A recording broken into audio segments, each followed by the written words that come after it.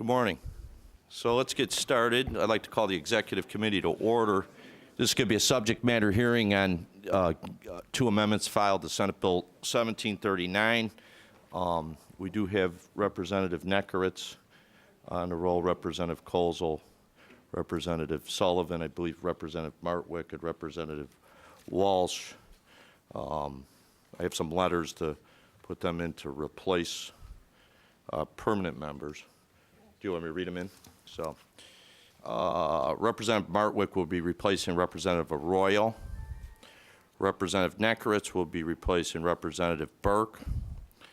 Representative Walsh will be replacing Representative Jackson. We got a long day here. We got two hearings set up. One that we're going to do today, based on the third amendment that was filed on a Chicago only. We've done some previous public hearings and testimony, East St. Louis, South Suburbs, and had numerous conversations is where why we've gotten to this point today with these two amendments filed. We're going to hear from a variety of different individuals. We have a sort of a set agenda in terms of the testimony. So these two amendments are serious amendments. They're both two different options that we'd like to see which way we would proceed based on the testimony and the will of the General Assembly to expand gambling. Again, these are options. We're not going to be taking a vote on these. This morning we'll start with the Chicago only amendment number 3, and then this afternoon we will do the larger scaled back amendment, which would be amendment number 4. What we'd like to do is start with the Chicagoland Chamber of Commerce and the Illinois Chamber of Commerce, who represents a number of parties. They have a little slideshow and some presentation. We'll start with John Carpenter and Todd Marsh. If you may proceed. Thank you, Mr. Chairman. My name is John Carpenter. I'm Senior Vice President of External Affairs for the Chicagoland Chamber of Commerce. And I'm here today representing a coalition. We've developed through the Chicago Consultants Studio a economic development strategy for casino gaming. That coalition is made up of, in addition to the Chicagoland Chamber, the Chicago Federation of Labor, the Illinois Hotel and Lodging Association, and Choose Chicago. I should preface our remarks by saying that we aren't favoring one amendment over another. Rather, we are here to tell you that we think that to the extent a casino is granted to Chicago, it ought to be done for economic development purposes and done in downtown Chicago. To go through this presentation is Kim Galuska. Kim is with me here this morning. Kim's firm, Chicago Consultants Studio, developed this economic development strategy for the coalition which I just named. So with that, I'll turn it over to Kim. Thank you, John. Good morning. And I'm also a board member of the Chicagoland Chamber. And as John mentioned, our focus really today is to talk about how to do this right. Because at the end of the day, if we don't do it as economic development, if it's really just for tax revenue, then you really, frankly, ought to just pass another tax. Focus here is job creation, economic development, and building cities. That's why we've got a coalition. Sure. That's why we got a coalition of the Chicago business leadership, labor, and the tourism and convention industry. We're also not new to this. As you see on the slide, we've been at it since 1991. I guess not very well, since Chicago still doesn't have a downtown casino. But the focus is really how you capture the world's largest growth industry, which is tourism, travel, and entertainment, and think of it as city building. Let me sit down here. Our focus, as I said before, is assuming the legislature decides to expand gaming and put a casino in Chicago, is to how to do it right and how to do it as economic development, how to keep Chicago competitive in the world market, how to capture new tourism, how to increase the businesses and the vitality of businesses that exist in the city today, and utilize existing infrastructure. If you just look to the north, our neighbors in Canada, they've actually done it quite well. The Casino de Montreal is one of the most successful urban casinos in the world. It's right outside of downtown. It's very successful. They refer to it as a jewel in their skyline, and it actually has an incredible workforce and attracts many tourist visits a year.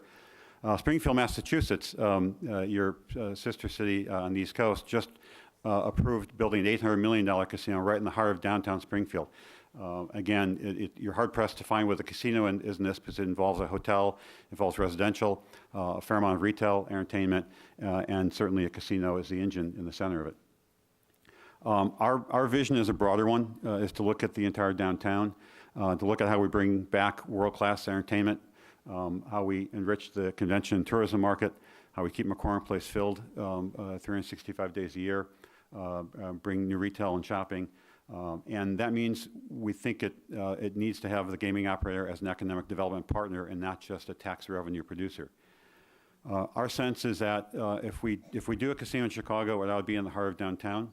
It ought to be where we ask the gaming industry to bring Cirque du Soleil permanently to downtown Chicago, which would only be one of the only 4 cities in the world to have a permanent Cirque du Soleil venue, which then in turn actually helps fill our convention business and our tourism business. Perhaps bring a Harrods department store boutique to downtown Chicago on State Street or Michigan Avenue, again, to complement Macy's and the other retail entertainment attractions downtown. Fill a convention center. We've got actually we've got the best convention center in the world.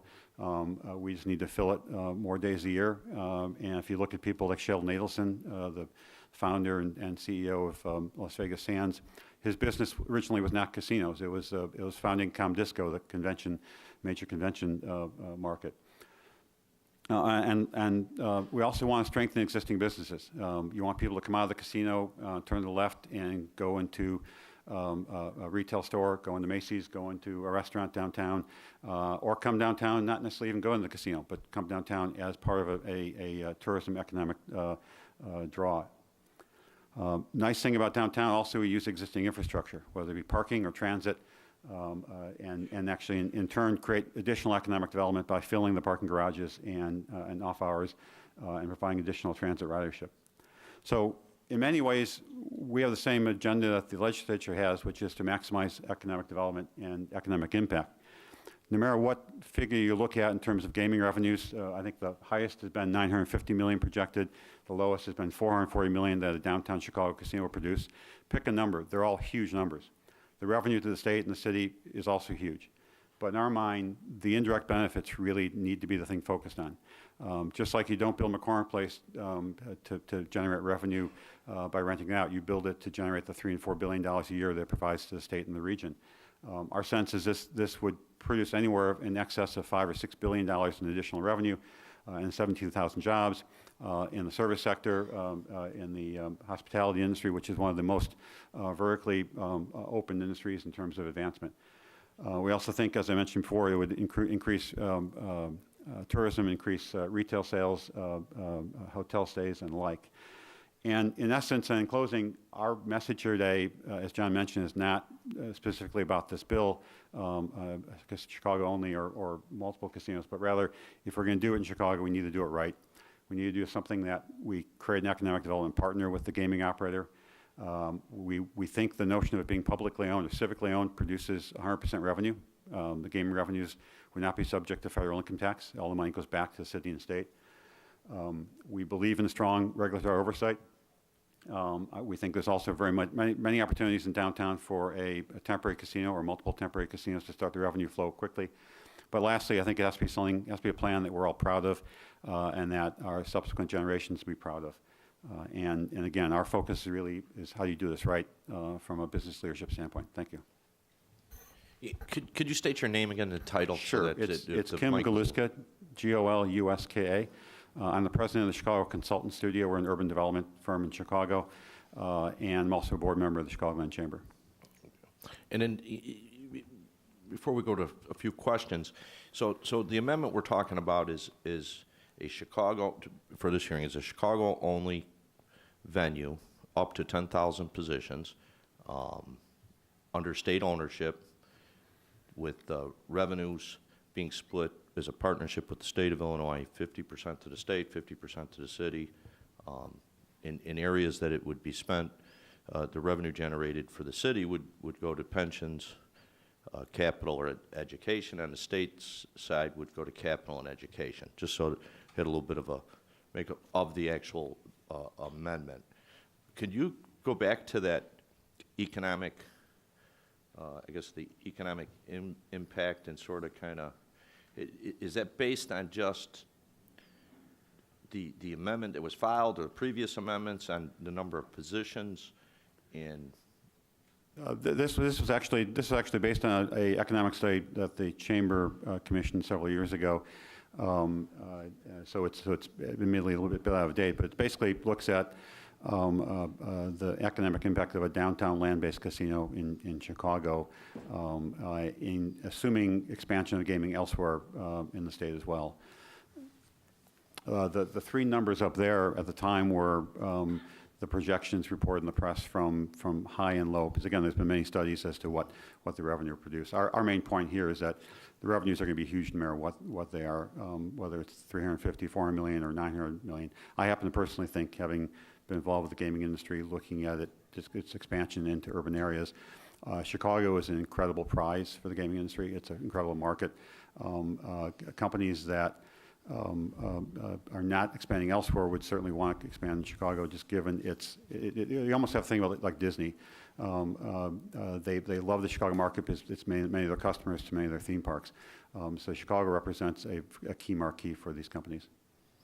And in the trickle-down effect of the job creation, you got a range in there. I was trying to follow that when you went quickly through that. If you could.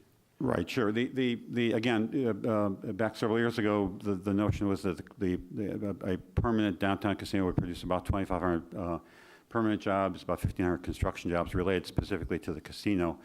And then in terms of indirect benefits, and that's basically the ripple effect, just like McCormick Place, of new convention business, new theaters, new retail sales, is about $6.5 billion of spin-off and about 17,000 jobs in indirect positions. Is the indirect portion of that, is that annual then? Yes. I mean, it'd be recurring annually. Correct. Again, it's very similar. Yeah, it's very similar to the McCormick Place impact, which is quite huge, or the Illinois Medical District similarly. And the point that you wanted to make is that you want a downtown located. Right. Our sense is, while there's a lot of great places you could put it, if you're going to maximize revenues, and again, if the casino is going to succeed as a casino and produce revenue, it has to have theater, it has to have entertainment, it has to have retail, it has to have dining, it has to have hotels, it has to have all those things to be a successful casino.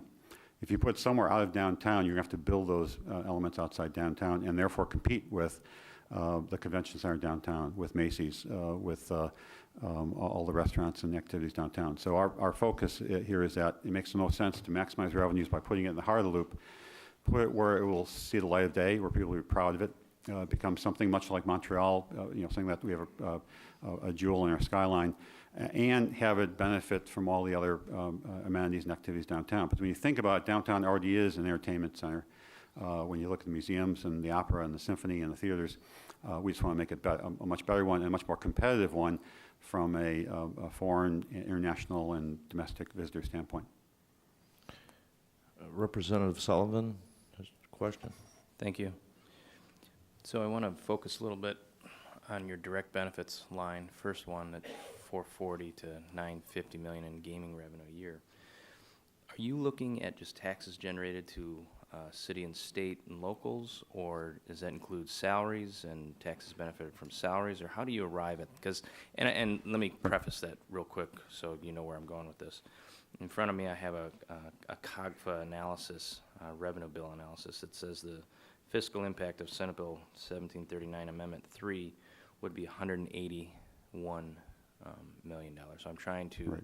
What's the difference between the two? Yeah, these numbers are the total gaming revenue. That's essentially what the casinos can produce. I believe, if I remember right, I think it's called a drop, which is essentially sort of it's a net, it's a gross revenue after. Okay.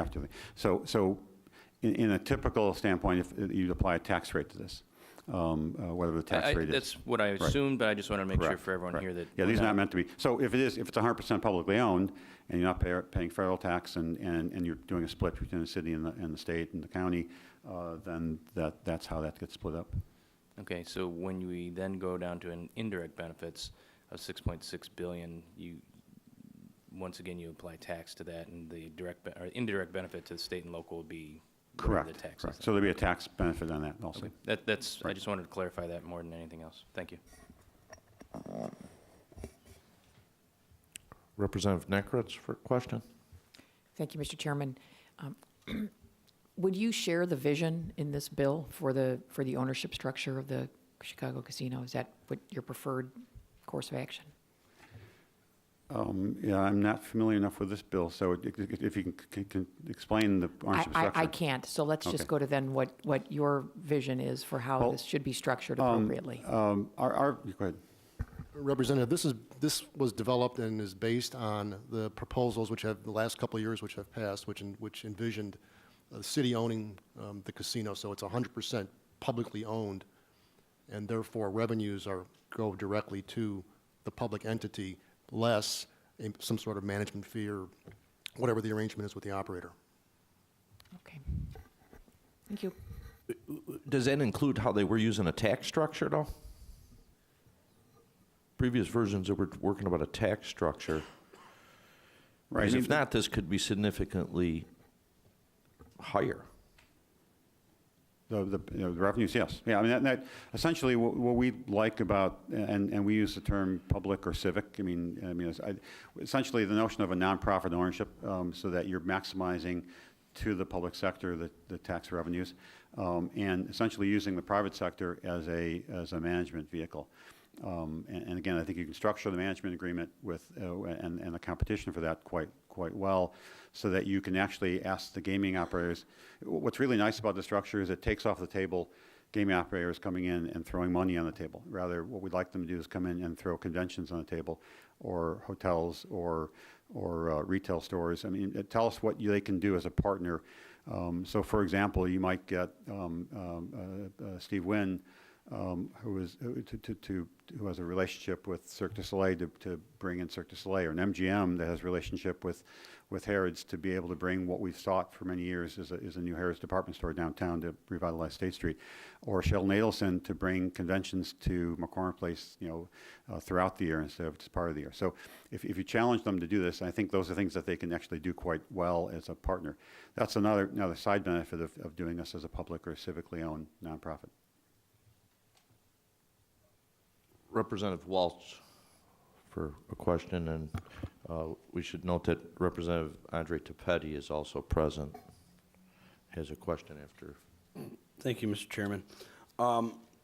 You were talking about the downtown areas as being a center for a casino and further expanding the retail business around that. Now, with some of the cities that you have looked at that have done this, say like Montreal, do they have a suburban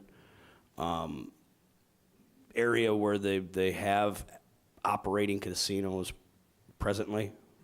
Some do and some don't. Canada does. Canada has them at the racetrack, I believe. My question is how does that play into those suburban, and how does it affect them? Is it enhance their revenues or their participation in their gaming facilities, or does it saturate out the market? Generally, and this will be generalization, but generally, much like shopping centers found that when you put several together in the same market, they actually helps increase the business. At the same time, they will all seek their own levels. So our opinion is a downtown Chicago casino, just like a downtown flagship for a department store will be a flagship. It'll probably get more tourism business, more outside visitations, and then the suburban casinos would tend to become more localized within their regional draw, whether it be Rockford or Southeast Chicago or the western suburbs. But the benefit of downtown Chicago is it's probably the only place that can properly maximize the international and out-of-town visitor. My second question would be then, because one of the arguments that we see, and I'm a suburban legislator, I actually have 2 facilities in my district, and the question that's coming around is that with the onset of video gaming terminals throughout the whole region as part of the last Capitol bill, and now we're talking about expanding gaming, and I know we're sitting here talking about a Chicago only versus the other 5 licenses that have been discussed in other subject matter hearings. Do you see if there's an oversaturation of the market in respect to gaming? Again, as business leaders, I don't think you'll ever have an oversaturation of the market just because the businesses won't build it. The gaming operators are very savvy folks. They're very good business people. Most of them actually came from industries outside gaming, primarily tourism. So you're not going to have someone build another casino if the market can't support it. I think you may have people, and another example of this is what's going to happen to the Indiana casinos, because the Indiana casinos really feed directly on the Chicago market. If Chicago wasn't here, Indiana casinos wouldn't probably exist because the market's not big enough for them or strong enough. So I think the private sector marketplace will take place in that and take care of that. And again, I think there will probably come a point where you can't have another department store or another grocery store because you've got too many. And I think casinos is no different. My last question then is, in this amendment for the Chicago only, I believe it's 4,000 to 10,000 positions for a land-based casino in downtown Joliet, or downtown Chicago. Let's put it down in Joliet. Looking at the market, and you guys have, I'm assuming, have been studying this, where do you see the number of positions for a downtown casino? Where would you say that number would fall into? I think just based on my experience in the industry over the last 25 years or so, and given Chicago's market and the robustness of it, especially as a convention city, and Chicago's interest in growing its tourism attractiveness, I personally think any number that's been suggested for downtown Chicago will probably not saturate the demand. I think the demand is going to be bigger than any number that's been talked about. Now, that's not suggesting we should do more than proposed, but I think you want to look at the Chicago positions again, just like you wouldn't build a Willis Tower in Joliet. But so you shouldn't necessarily use the same positions in Joliet that you built here. So my sense is anywhere in the 5,000 to 8,000 range as an initial starting point is probably going to be a good starting point, but you'll probably quickly expand that upwards to the 10,000 just because the market will demand it. Okay, thank you. Representative Tepetti. Thank you, Mr. Chairman. Thank you for inviting me to hear this vital testimony this morning. I appreciate the invitation. Gentlemen, I know that the land use lawyers are going to be excited to see this proposal. Where would you anticipate in the city of Chicago downtown that you could actually accommodate a facility of this size, taking into consideration zoning, taking into consideration height limitations? I'm interested in the square footage. Are you going to anticipate taking property to get it done, or what would be the idea?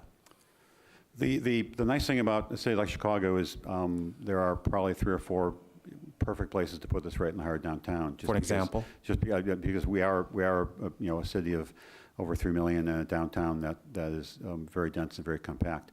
And under current zoning, assuming gaming is allowed as a use, I don't see any height use bulk regulation issues that would cause any problems in terms of doing that. Our preference, again, is that this is the heart of downtown, because if you don't put it in the heart of downtown, you're going to have to replicate the facilities you've already got downtown: parking, transit, hotels, theater, entertainment. So given that, and we're actually on record in this, so I want to mention that beforehand, probably the best place to put a casino would be right across the street in the Thompson Center, just because it's a terrible office building, but it would make a great hotel and a great casino. It's right in the middle of the theater district. It's publicly owned, and create a great partnership between the city and state. And you can probably have economic development right out the door, because you can put city employees or state employees into a much less expensive space, and not have to deal with a building that really was not built as a great office building. Having said that, the top 3 floors of Macy's, if Macy's was interested or vacant, would make a great casino. The old Pitt Congress Hotel, which is exactly what Vienna did. On Michigan. On Michigan Avenue. In Vienna, Austria took their old Grand Dame Hotel, renovated it and put a casino into it, that would also be an ideal venue. So those are just three examples. But the reason mentioning those three is I think you want to do it right in the heart where people come out of the casino or go into the casino and are walking by the Cadillac Theater or Burgos Restaurant or a Macy's and are patronizing those on their way back to parking. Because essentially, if you think about what a successful casino has in Las Vegas, we've got downtown. It's got theater, entertainment, culture, cultural attractions and things like that. And so if you start thinking about downtown as an urban entertainment center, which it is, and use this to embellish that and to increase the theater attractions. One very important thing I always try and mention when I testify is if you look today at, if you're a conventioner in Chicago, New York, London, or Las Vegas, and you wanted to go see something, and you look on the same website, there's probably about 5 venues you can see in Chicago today in terms of theater. New York, London, Las Vegas, all have about 5 pages of venues.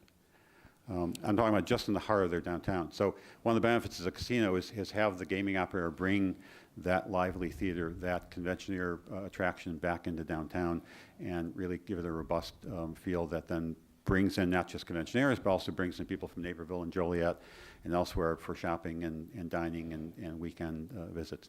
I can certainly appreciate that. And so just to make sure that I understood you correctly, I believe that you said the State of Illinois building would be a potential site. The Congress Hotel would be a potential site, and the top 3 floors of Macy's. I'm a Chicagoan, so it's still Marshall Fields to me. I know. No, nothing Yes, against the Macy's folks, but now how would that work? The top 3 floors of Macy's. You're not going to have any curb appeal at all. It so would work phenomenally because if you've ever been to the Forum shops in Las Vegas, you actually go through the retail shops to get to the casino.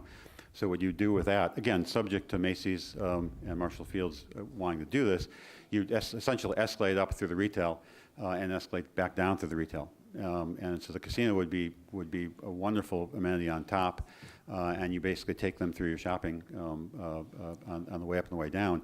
And again, what we're illustrating there is that this is not about putting neon and glitz on State Street. It's about filling the retail stores with people and filling our theaters with people who have money to spend.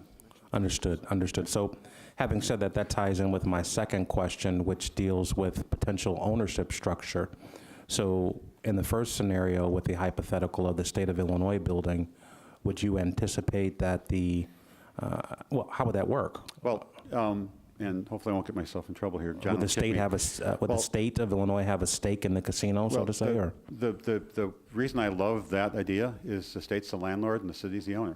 I mean, what a better partnership between city and state. And if you think about Chicago's casino as really, as Montreal does, it's called Casino de Montreal, but it's really seen as the Ontario casino, even though there are casinos throughout the rest of Ontario.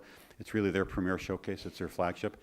This really should be Chicago's casino, but it also should be Illinois' flagship. So I think it's ideal to have the state the landlord and the city the owner, and the gaming operator really maximizing it for both the owner and landlord. you said the city the owner, correct? Correct. Okay. And would the same scenario apply with the Macy's scenario? Does Macy's have any interest in exploring that opportunity? Macy's would be a private ownership, and it would be something that the It would be Macy's casino? No. It would be the building's privately owned, so you'd end up doing a lease. I assume you end up doing a lease with Macy's from the city in that case. And then the second option with the Congress, how would that work? Again, a lot of different ways. The city could buy the real estate. Could be a lease. And again, all these are hypotheticals, just to give an example of that. One other one I didn't mention, it's often been talked about, is Block 37, which actually could be redeveloped in this, but also, more importantly, there's a lot of space in Block 37 that could be a temporary casino, because there's a lot of CTA space that was never built out in the lower levels. So that's a good actual temporary casino venue. Thank you, because I was just curious about those things, because I know that there are going to be several people that will be testifying in opposition, so I just wanted to clarify that. Thank you, Mr. Chairman. Representative Colzel. Thank you, Mr. Chairman. I assume that you have studied both Amendment 3 and 4. If you were given a choice between which one, 3 or 4, which would you prefer? Representative, in fact, we really haven't studied them. We are here mostly to testify to the fact that we support, to the extent the casino is awarded to Chicago, as the legislation has contemplated in the past, that casino be located and developed in the heart of the loop. So you don't really have a We preference? really are agnostic to the other amendments. Thank you. So just for clarification, I know you touched upon it. So would you prefer it state-owned, located in the heart of Chicago downtown, or city-owned? We don't have a preference. We think that it should be publicly owned, therefore essentially 100% tax, so all revenue goes to the public entity. Okay. We understand that there's going to be some negotiation there, and there'll be a give and take on the various parties, but we do think it's important that it be owned by the public and the benefits go to the public. Any other questions for this panel? And I guess I should note Todd for the Illinois Chamber was running late. He's going to maybe testify in the afternoon hearing. Any other questions? Well, thank you very much. Thank It you. was a nice presentation. Next we have up is the Chicago Crime Commission. Art Belek. Belek.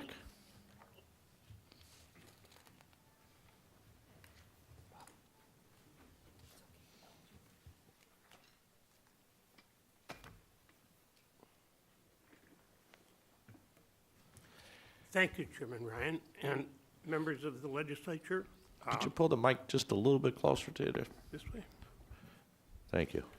I'm going to propose two changes in the Act 3, Amendment 3, in my remarks. But I want to go on record as saying that the Crime Commission does not oppose legal gambling in Illinois. Also, the Crime Commission does not oppose Chicago having a casino. So that's the premises that I'm coming from. I want to commend you, Representative Ryan, for the bills that you've created. Hopefully, your bill will provide an opportunity for the Chicago casino to occur, which in its previous form simply did not fly and will not fly. Unfortunately, the Crime Commission cannot support a bill that provides state ownership and oversight of a casino. The track record of corruption at the city and state level in Illinois is a national disgrace. The purpose of a state operated casino would be the same no matter who ran the casino. It's to provide additional revenue for the state of Illinois and the city of Chicago, provide jobs for citizens in the casino, and provide an opportunity for a downtown gaming casino. The ownership really is sort of a secondary point. It should be understood that the purpose of a casino is not to provide for the opportunity for numerous campaign donations or for a political job trough. The Crime Commission strongly supports the existing operation in the state of the management and ownership of the 10 existing casinos, and that in the other bill also is provided for the management and ownership of the casinos. And that is that the casino manager owns the license. And that's the way it is in the existing casinos, and it's worked very well since the day of the passage of the Riverboat Act. It's also the system that works in the other states in the United States. There is no state that currently has state ownership of a casino. There is no state that has city ownership of a casino. Across the board, the casino operations and the casino gaming boards have opted to use the system of casino management being the ownership. And this is the practice in Illinois. Our experience shows that there have been no incidents in the present system where it has not been successful in preventing and discovering corruption and the involvement of organized crime. I won't take up our time citing the occasions, but the Illinois Gaming Board has found both corruption and organized crime in the operation of the casinos, and because of the particular system in place, has been successfully in finding those and creating a better situation by eliminating them, and also, in the long run, preventing such things from occurring. There's absolutely no valid reason other than revenue, which can be handled in another portion of this bill, were it to be necessary, to have state or city ownership of the casino. We have a plan that works. We ought to keep the tried and true plan for this particular amendment as well. If the public lost faith in the integrity of the gaming system in Illinois, not only would that reduce revenue for the state as well as for the casinos, but it would be a disgrace to the state of Illinois. And once again, we would have the national press and television news carrying embarrassing stories of governmental corruption in Illinois. To move from a tried and true system of ownership to an untried and unnecessary system of casino management is unwise and unsound. Such action would open casino gaming to wholly unnecessary risks in the area of governmental corruption.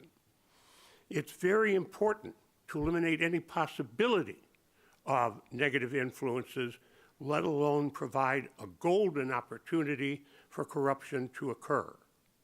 To open the door with this new concept would strongly tempt and encourage the other 10 casinos in Illinois to apply for a similar change in state law to allow that they would be the owner of the casinos. To think otherwise is foolhardy. They would certainly try to do that if they could. So that's one area of our position. We oppose the provision for state ownership of the casino. The second is a smaller item. It's the one that allows terminal operators to make political contributions to office holders or declared candidates if the terminal operator is not located in the same county or municipality in which the office holder or declared candidate is seeking office. The Chicago Crime Commission feels that it's in the public interest and most necessary to prevent political corruption to ban political contributions to office holders and candidates from all persons that receive financial benefits from the state's gaming business. And that would include the terminal operators, whether the position that the candidate is running for is in the county that they're in or not the county that they're in. The danger of commingling political contribution and gambling activities are well known. I could cite a number of states where that has almost been the downfall of casino gaming in their state. So, in summary, the Chicago Crime Commission strongly opposes the creation of a casino in Chicago if the ownership and control of the casino was in the hands of the state or the city in which the casino would be located. We have no particular argument against Chicago doing this. We would be opposed to any city that wanted to control the operations of the casino in which they're located.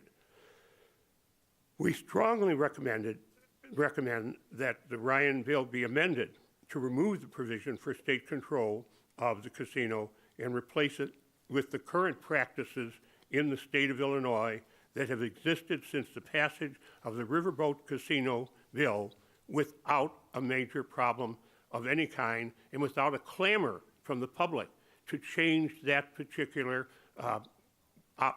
way of operating casinos. Thank you, Mr. Chairman. For a couple of questions. Now, we did strengthen the campaign contribution from 7.5% of the ownership to basically 1% from previous versions. We've really strengthened it up and tightened that up in this. And one of the things is what we don't want to create is a trickle-down effect for instance, a bar owner, a local owner or someone that would maybe benefit off, say, the video gaming that couldn't contribute to a local candidate versus having a big operator. And to me, that's what we were trying to strengthen in so that the operators wouldn't commingle, as you were saying, by putting it at the 1%. But you follow where we went from where we were in the old bill to the proposed amendment. It has been strengthened. Do you have, did you go through that part of the amendment? Yes, I did. And I commend you once again for proposing such a change in the format. It's in the best interest of the operation of the gaming casino. But even 1% is like being slightly pregnant or slightly drowned. 1% is just, for all practical purposes, brings the same problems and the same negative situation as would 7%. So we would favor not having any percentage. And in terms of the other changes that went through either the Chicago-only amendment or the other amendment, how it's sort of downsized, scaled back, it's just them 2 points? That is all. Just the 2 points of the ownership and campaign contributions would be your opposition or areas that you're stating that we need to look further at in terms of the other parts of the bill, everything past the test? We find no problem with either the Amendment 3 or Amendment 4 other than the item that I've named here. And then okay, is there any other questions from any other members? Well, thank you very much Thank you, for Mr. coming Chairman. to testify. Next, we'll hear from, we had a panel set up in Cook County in Chicago. I believe Derek Beleda is here on behalf of Cook County. Or he was here. Hey, what you...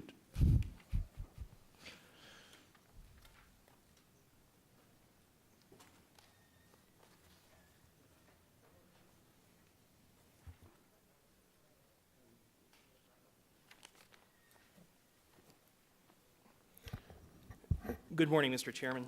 I appreciate the opportunity to testify this morning on behalf of the Cook County Board President. I also appreciate the ability to address 2 provisions in Amendment 4 this morning. Okay. I will be brief. Amendment number 3 is filed, provides for a state-owned gaming facility in the city of Chicago, Cook County's largest municipality. Based on its location, the proposal provides for more positions than any other gaming facility within our state.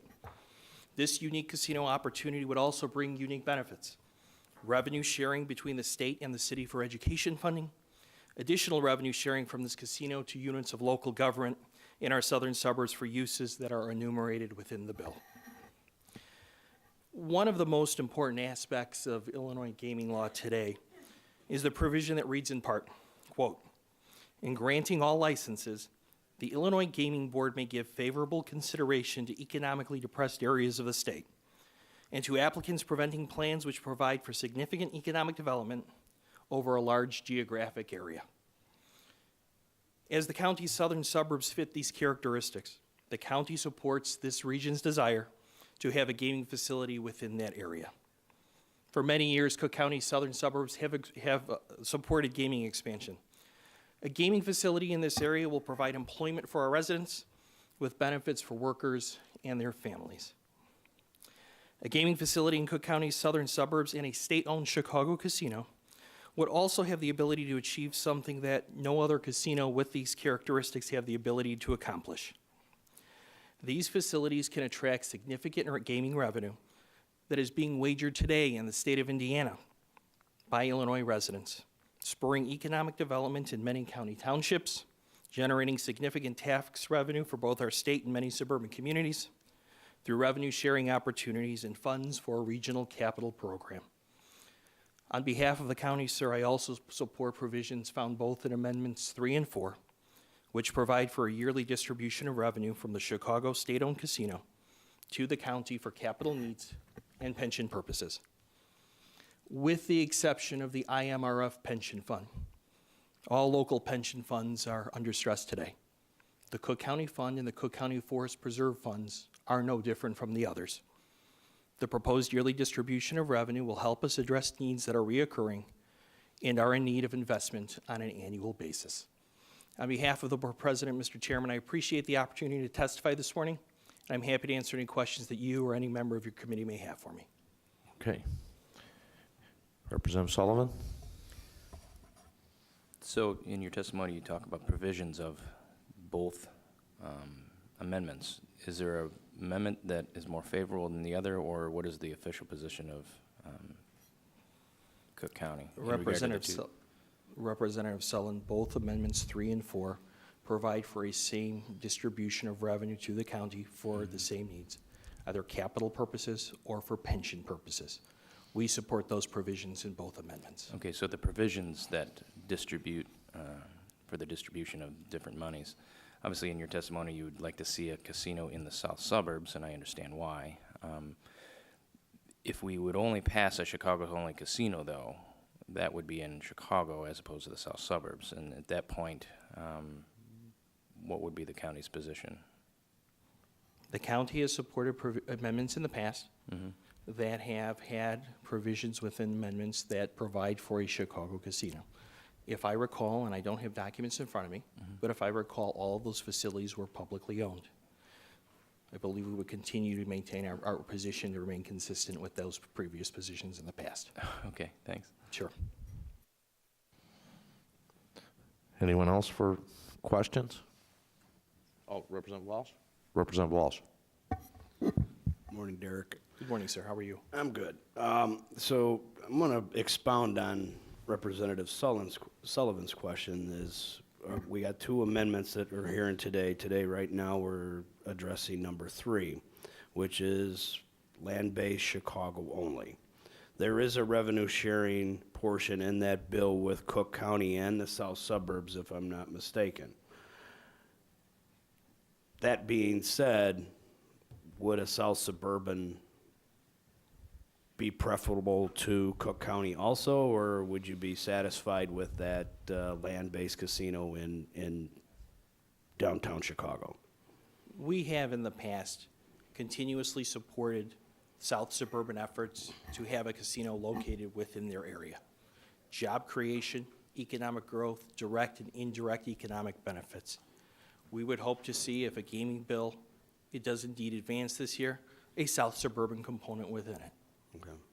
Would you be satisfied if this was the only component going forward, though? I look forward to reading that amendment if that indeed advances through the legislature. All right, thank you. Thank you, sir.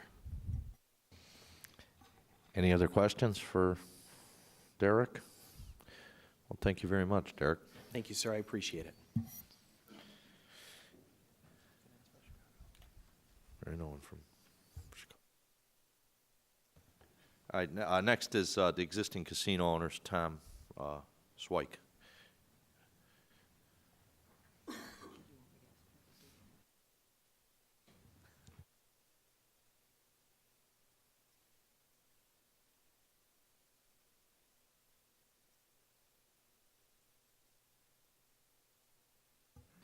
Get it there? Now we on? Oh, you know what, there was, and for the record, if you could make sure that you state your name and where you're at. The previous speaker was Dirk Beleda on behalf of Cook County Board President and Cook County Government, Tony Preckwinkle. I'm Tom Swoik, the Executive Director of the Illinois Casino Gaming Association. And I'm going to talk about both amendments this morning as we discussed. In the past, we've not been opposed to some form of reasonable expansion. However, the Illinois legislature has already approved an expansion of gaming. What we are talking about here in these amendments is expansion upon expansion. The Illinois gaming world has changed dramatically over the past year and a half. Every month we're seeing about 850 new slot machines approved in the state, and that translates to almost a new casino every month. These proposed amendments are not taking those kind of changes into consideration. The facts that I'm going to quote throughout this are gleaned from the Illinois Gaming Board's reports that are online. Expansion is already occurring in Illinois, and the new state-sanctioned gaming is having a negative effect on the existing casinos. Some have said that the new slot machines in our neighborhoods are just replacing the old gray machines. This isn't entirely true. These slots represent state-sanctioned gaming and are having a significant effect on the gaming market in Illinois. Gaming revenues statewide for the original 9 casinos are down nearly 43% since 2007, including a decrease of over 7% this past year since slot machines were expanded to our neighborhood taverns, VFW halls, and truck stops. For example, the revenues at the Harrah's Joliet and Hollywood Joliet casinos have dropped 47% and 45% respectively since 2007, and over 4.5 and 7.2% respectively last year. Even more alarming, the revenues at the Elgin Casino have dropped 55.5% since 2007 and over 8.5% this past year. Statewide, there are now over 15,500 slot machines in our neighborhoods. There are only 12,000 gaming positions at all 10 casinos. There are now equivalent to almost 13 new casinos in the state. It's not almost, it is 13 new casinos in the state, double the number of casinos that we had before slot machines began operating in the local communities. Once again, this is expansion upon expansion. Over 3,000 businesses and neighborhoods and truck stops around Illinois now have slot machines. Expansion is here. Further examples, there are over 700 slot machines in neighborhoods within a 20-mile radius of Joliet. This is already equal to another half of a casino. There are over 650 slot machines within a 30-mile radius of East St. Louis. That equates to another half of a casino. This chart shows the saturation around the state. Please note each one of these represents 5 machines, and then in the northern part of the state and in the Metro East area, they're stacked on top of each other several times.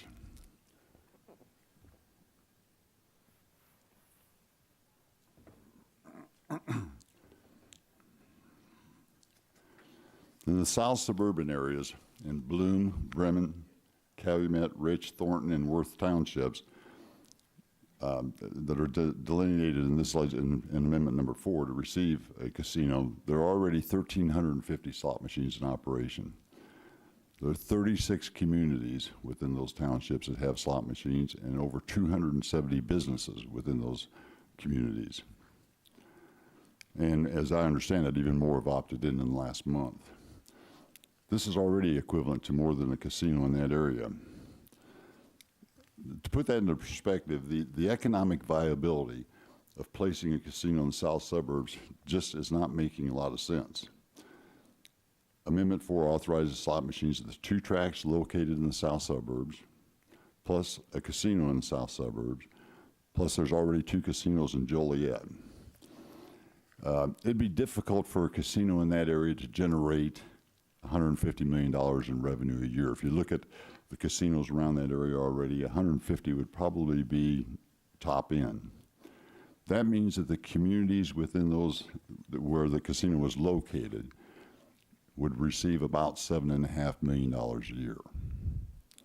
Now, there's a lot of talk about revenue sharing agreements and those kind of things, but that $7.5 million a year comes at a cost. The 36 communities with with slot gaming and the owners of the venues last year received almost $10 million. These revenues will drop if there's a casino. Some local communities probably won't enter into these local share agreements or revenue sharing agreements. It's going to be awful hard to get 43 local communities to agree on anything, I would think. And some of them will lose because of that, because they'll have a drop-off in their slot machines in their local businesses. And some of the 270 businesses will have negative effects on it because of that. In Amendment 3, the state of Illinois would borrow nearly $1 billion to build a City of Chicago casino. That would, a 10,000 position casino would be the largest casino in the world. No state, including Nevada or New Jersey, has attempted such a massive project. All 10 casinos, all of the 10 current casinos were privately financed and constructed, with the risk borne by the owners and the operators. The taxpayers of Illinois would finance the construction of a mega Chicago casino. Besides the quality questions of priorities for state spending and borrowing, especially with the amount of state debt and low credit ratings, this casino could be a considerable risk. Neighborhood slot machines, new entertainment competition, or other market forces could make this casino unprofitable. Will the state then be on the hook for the payment of these bonds? Would a $1 billion state-financed casino be too big to fail? Lest we view this as an academic question, it happened in New Jersey. State taxpayers in New Jersey had to bail out the bankrupt Revell Casino. Saturation has occurred, cannibalization has occurred, and we're not creating new gamblers. We're simply moving them around. It's simply a question of supply and demand. Creating new supply in a saturated market does not create new demand. The state will not see the kind of expanded revenues that are anticipated with these amendments. The latest expansion touts the amount of new revenue for the state and for the capital and for education. A closer look raises questions about these statements. We have additional competition in neighborhoods with the slots. We're not going to be attracting gamblers from other states. Indiana, they can operate 24 hours a day, and they do have smoking in the casinos. We understand that there's as many as 10,000 to 12,000 additional slot licenses that will provide for an additional 10 to 12,000 slot machines pending before the gaming board. This is equivalent to another 10 new casinos on top of the 13 that have been created recently on top of the 10 that we had before. Again, expansion upon expansion. If this bill passes, and I'm going back to Amendment 4, Las Vegas has about 44,500 gaming positions. Illinois would have over 55,000 gaming positions. That's 25% larger than Las Vegas. We've also looked at the report from the State Commission on Government Financing, and there's a couple things I would caution you on, and a couple points that they made that I want to make too. One of them is that the casino climate has dramatically changed over the last several years, and I said that earlier. They say whether it is from increased competition, especially video gaming, the struggling economy, or the indoor smoking ban, adjusted gross receipts for most Illinois riverboats have fallen sharply over the last several years. They go on to say that the delusion factors are utilized in this estimate due to the competition that would result from the opening of a Chicago casino. One of the things I also noted in this analysis from COGFA is they do not include any payments for the bonds, the principal or the interest on the bonds, and I don't believe they include any of the operating costs that would be associated with a contract. For those reasons, we urge that you vote no on both these amendments. Thank you. So let's talk about now, and we know your stance on Amendment number 4, but the Chicago only. Is there in support of a Chicago only venue, or in opposition? We're not supporting a Chicago only venue with this type of amendment. It's based upon cannibalization and oversaturation of the market in Chicago? It's based upon a state-owned operation. It's because the potential of cost to the taxpayers for the bonding, the size of the casino, 10,000 positions is just astronomical. If you consider.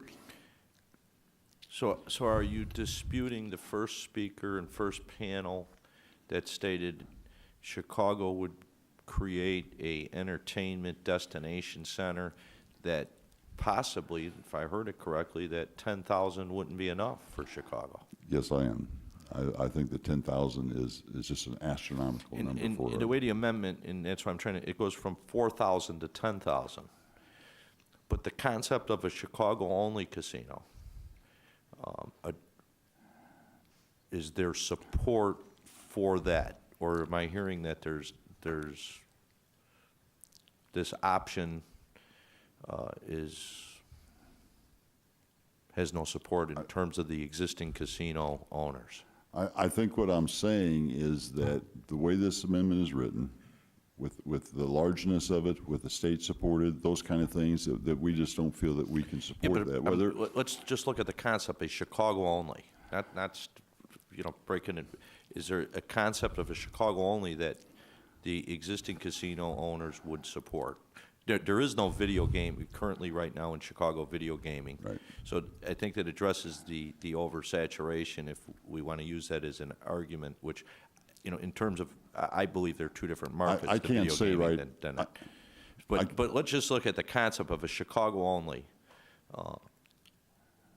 Is there support for that or no support? I can't say that we would support that, and it's as always, the devil's in the details on these kind of amendments. It's something we have to look at. I can't say that we could support that at this time. Okay, because it was filed, 3 weeks ago, a month ago, in terms of analyzing and taking a look at what, in your organization. I know there's a number of individuals and companies. It just, the language was filed, and I guess that's what I'm trying to look at. Is this an option to look at in the arguments that were brought up in not only this hearing today in East St. Louis and in South Suburbs, that a big factor is the cannibalization and oversaturation of a market. So when you look at Chicago without having video gaming, and you look at the surrounding areas and where it's at, it looked like it was an option of addressing that the cannibalization, oversaturation, too many positions. But you're saying no. And a couple of years ago, we looked at these kind of options. Things have changed dramatically. We just got the report from COGFA yesterday, and we've got a lot of questions on it, and I intend to talk to the folks there when I get back into Springfield. And we think that, video gaming has only been in operation. I know Chicago doesn't have it, but it's only been in operation for a year and a half, and it's still growing significantly. We think that some time is needed and some more in-depth analysis is needed to look at what kind of impacts that's having and what more impacts a Chicago casino would have, and especially additional casinos around the state.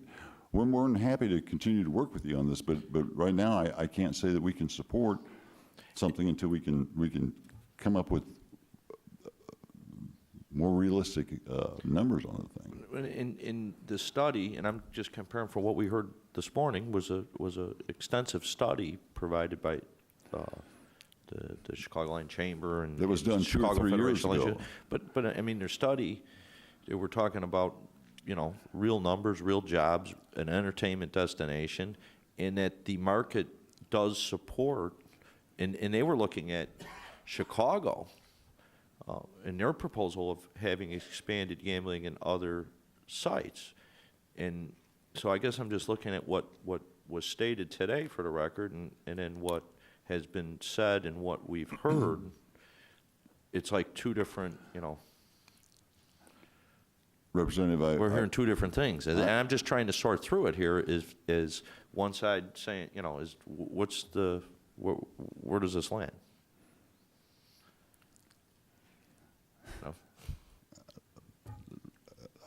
The study that was related or talked about earlier was a 2 or 3 year old study. Again, there's been a lot of changes that have occurred around the surrounding area around Chicago. It's something that we'll look at in the future. Representative Tepetti for a question. Thank you, Mr. Chairman. Good to see you this morning, Tom. Thank you. Tom, who are your members? I know there are what, 10 boats here in Illinois? There's 10 operating casinos. 7 out of the 10 are members of the association. Hollywood Aurora, Hollywood Joliet, Harrah's Joliet, Rivers Casino, Alton Bell, and Harrah's Metropolis. And who are not your members? Rock Island, Peoria, and Elgin. Okay. Now, are these all owner-operated facilities? All except the Casino Queen. The Casino Queen is employee-owned now. Okay.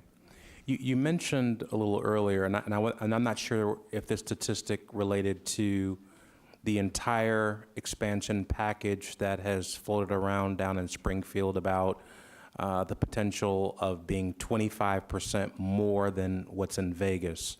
Now, is that just for the Chicago-based proposal, or is that the global proposal that's been discussed with the 4 or 5 other locations? That's the global proposal, and it includes existing casinos, the number of video gaming machines that we see out there now, and the number of additional positions that would be included in Amendment 4. So again, this morning that we're only discussing the Chicago proposal, how would that then rank as far as Vegas is concerned? Well, you're talking an estimated, we have 15,000 now. We're talking probably about 25,000 video gaming machines. You're talking up to 10,000 in Chicago. That's 35,000, and an additional existing 12,000. That's 47,000. So we'd still be bigger than Vegas at 44,000. Okay. Well, what about in the Orient, for an example? Macau, for an example, I believe is the casino capital or the gaming capital of the world, and if I'm not mistaken, I think that their revenues last year might have been upwards of $45 billion, and I think Singapore is I think number 2 perhaps, and again, if I'm inaccurate, please correct me, but I mean those are staggering numbers, and I'm not saying necessarily that gaming is the way out of all the problems that we're having here in Illinois, but if those numbers are accurate, that a little small Chinese territory can generate $45 billion in 1 year. I mean, that's something that we have to look at. Would you agree? Yes, but I don't know what their numbers are. I haven't analyzed their numbers in comparison to what Vegas has or what New Jersey has. I know that they've captured a lot of the Asian market that used to come to the United States for the gaming since that's occurred. That's had a negative effect in Vegas and in New Jersey. So I would think then that the American casino operators and owners would want to, bring those high rollers back to the States and not have them go to the Macaus and the Singapores of the world. Am I not accurate with that? Well, some of the operators operate some of those casinos there too. And that falls into my next question. If there is an expansion, wouldn't it be some of the same operators that you represent operating these new casinos as well? Well, there's the potential of that, but when you consider again, but a very high potential, though, correct? I can't say that anymore, Representative, because there's when you look at what's happening with the market, when you're looking at the decline, we're almost at a 50% decrease from where we were 6 years ago. And now we're seeing expansion happening with the slot machines at the bars and restaurants and those kind of things. At some point, there's a negative return on that, and I don't know which casino companies would bid on a Waukegan or a Rockford or a Danville or a South Suburb or a Chicago. But I think you would agree with me that there's a finite, a limited number of companies that would have the ability to operate a casino with 4,000 to 10,000 positions. Would you not agree with me? Absolutely. In fact, I mean, can you guesstimate or hypothesize about how many companies potentially could do that? I would think it'd be less than half a dozen. Okay, so if we're talking about a maximum of 6 companies that would even have the ability to even undertake a proposal like this, of those 6 companies, how many of those companies are your members now? I'm assuming 2. Would that be Harrah's and? That'd be Caesars and Penn National. Okay. Because I don't represent Boyd and I don't represent MGM. Owns half of Elgin. Would Boyd have the capability of doing that? I don't know. Okay. Who would be the other 4 or so? Penn and? Off the top of my head, I'd say Penn, Caesars, potentially MGM, maybe when.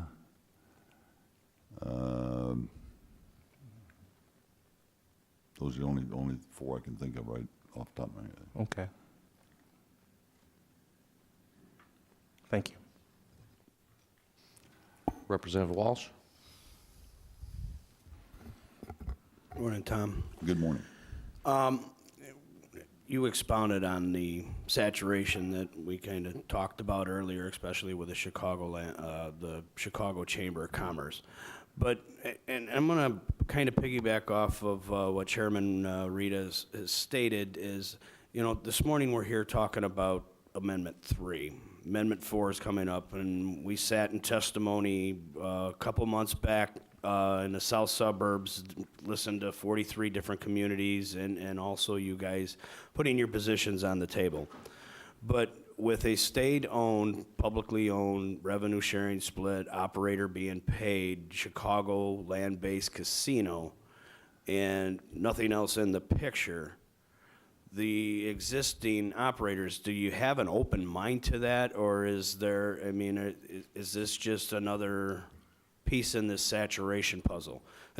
And here's where I'm getting at, and I didn't know this until you stated it, but City of Chicago doesn't have VGTs. Right. And so City of Chicago is pretty big.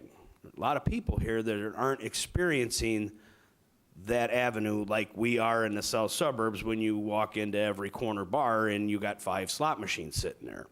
Or you go down Route 80, 30 miles west, and they want to plant another land-based casino 30 miles away from Joliet. I could see that saturation there. When we get into the city of Chicago, I mean, you're talking, what's it, 3 million people up here? 2.8 million people up here? And a huge entertainment system that's second to none in the world. To add this piece in there, would that be something that you guys would look at, to be open to? Well, as I said, the devil's in the details. I'm not saying that we would never be able to support some kind of an arrangement, but as right now with the way this is written and the various things in there, we can't support it. Okay. But there's work that could be done. There's a door that's always open. There's always work that can be done. Thank you, Ted. Tom. Any other questions from committee members? I do have two. Just in terms of if there was a possibility of you supporting a Chicago-only one, what about the provisions of removing the caps and letting the market decide on all the casinos? That's something that in past years, when the economy was good and our revenues were at the highest they'd ever been in like 2007, that we were all pushing for.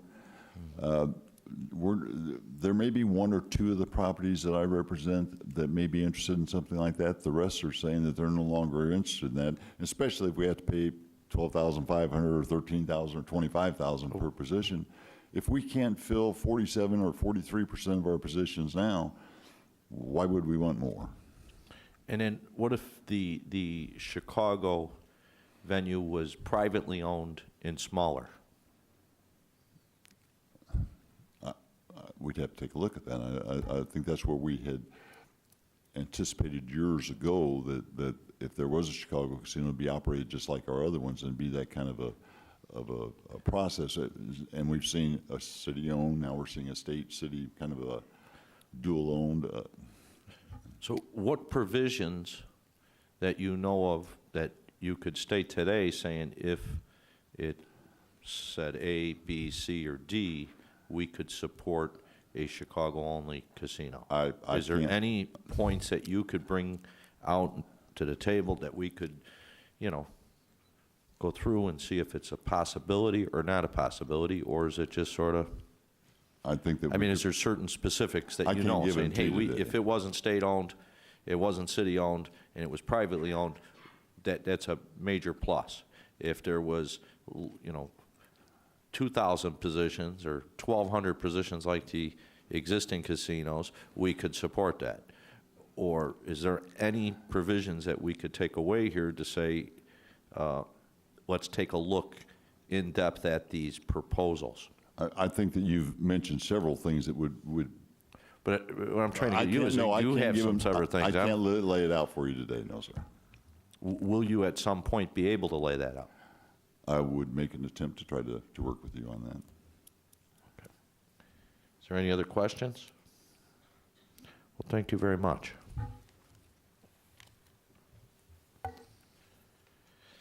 Next panel is the anti-gaming advocates Anita Bedell, Reverend Ralph Rivera, Reverend Doug Dobmeyer, Reverend Phil Blackwell, and Jane Ramey, I believe.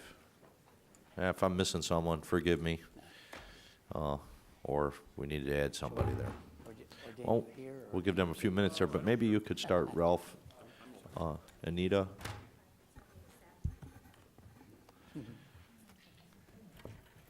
All right. Yep. My name's Ralph Rivera. I'm representing Illinois Family Institute today. Illinois Family Institute has always been opposed to any expansion of gambling, especially casino gambling. However, today I'd like to focus on amendments number 3 and 4 as it relates to treating problem gambling. I want to thank Representative Rita for appropriating for the first time in any such bills $5 million in both House Amendments 3 and 4 for the Department of Human Services for the administration of programs to treat problem gambling. I think Representative Rita recognizes, as most of us believe, that gambling causes significant problems to those Illinois citizens who gamble as a result of a compulsive or addictive behavior. And that kind of gambling is an increase. When you have that, it's an increase in pathological behavior and gambling addictions, which lead to an increase in suicides, an increase in bankruptcies, and an increase in crime in the counties with those casinos. And that's just to name a few. So let me go to some of those. The National Gambling Impact Study Commission reported that, and I quote, "The presence of a gambling facility within 50 miles roughly doubles the prevalence of problem and pathological gamblers," unquote. It has been reported that pathological gamblers are also 3 times more likely to commit suicide than non-gamblers. Pathological gamblers account for, and here I've had 2 statistics, 5% of all suicides according to one study, and up to 20% according to another study. But the numbers, whether we're talking those kind of numbers, they're real people here. And whether we're talking 5 or 20, there are hundreds of people who commit suicide because of gambling-related problems, and that is significant for us. There was a study, a 2001 study funded by a grant with the U.S. Department of Justice, which focused on trends in 8, at that time, new casino jurisdictions. And 2 were located in Illinois, in Alton and the Peoria, East Alton area. One statement said, and I quote, "The most consistent trend among the cities occurred in personal bankruptcies. There was a larger increase in 7 of the 8 cities studied than for comparable non-gaming cities." So there was, at that time, and keep in mind, this is before the 2008 breakdown on mortgage and bankruptcies that took place. This was before all that, so that's not a factor in. According to one research study, gambling behavior may cause up to 14.2% of annual bankruptcy filings in the United States. The study found that within the 7 casino counties in Illinois, they had a 10% higher filing rate than the 95 non-casino counties. Going to the crime problem, one estimate for the social cost of gamblers is for every dollar gambling interest indicate is being contributed in taxes, it usually costs gamblers $3 in social welfare, criminal cost, and regulatory cost. One study shows a 5% increase in crime in those casino counties. This also affects the older adults, and we know many that their buses come and take them to casinos. But regarding older adults who gamble, research shows that approximately 1 in 20 older adults who participate in gambling have a problem or tendencies toward pathological gambling. In a 4-year period in California, gambling addiction hotlines reported that calls from older adults increased by 25%. And again, while I would agree that I've just given you various statistics, I think the bottom line is we're talking about real people here. Again, whether we're talking about a few percent, 5%, 20%, whatever those various studies show, people are hurt by this, and it affects their family. We've had in the past people come and share personal testimony of not only bankruptcies, but losing family, having stole from work, et cetera. There are real people who get hurt. The more we expand this gambling, the more opportunity and I think numbers of real people, whatever those statistics are, that hurt people. And that's why it is our position that we would like to urge the General Assembly to look to other ways to find revenue than from gambling enterprises. Thank you. Thank you. Anita, do you want to? Anita Bedell, Executive Director of Illinois Church Action on Alcohol and Addiction Problems. And I thank you for your work on the bill. As you know, we've been opposed to the gambling expansion for 20 years. And the casino in Chicago, what we're concerned about is an increase in crime. There's already shootings and a lot of crime that makes the papers in Chicago. Last night or yesterday, there was a home invasion and a shooting in Palos Heights from a gambler who had won a jackpot at one of the Hammond, Indiana casinos. He was followed home, and people broke into his home and shot him. And you know, this could happen in Chicago when you've got this amount of cash. In Detroit, they had 3 casinos in the city of Detroit. This was the first time they had a municipality like Chicago that you could compare it with. And they had an increase of gambling, and it was gambling addiction, and it was especially high among minorities. So that's another concern that we have with the large minority population in the city. The figures that they have used from the chamber, these are old figures nationwide. They've already closed 2 casinos because of the saturation. So gambling is not something that is new to people in the country. 20 years ago, it was, and people would look at it something exciting to do. Now, as Tom said, with the saturation, gambling is everywhere in this state. And so people can walk 2 blocks and gamble in their own community. So they're not going to be coming into the city. And if people from out of state want to gamble, they'll go to Vegas or someplace. They won't necessarily come to Chicago. The problem is with these casinos, the chamber wants to get people to go to other places, but casinos keep people in those areas. They eat there, they shop there, they gamble there. They don't visit anything else in the city. So this is a problem, and the size of it. It's a massive gambling expansion.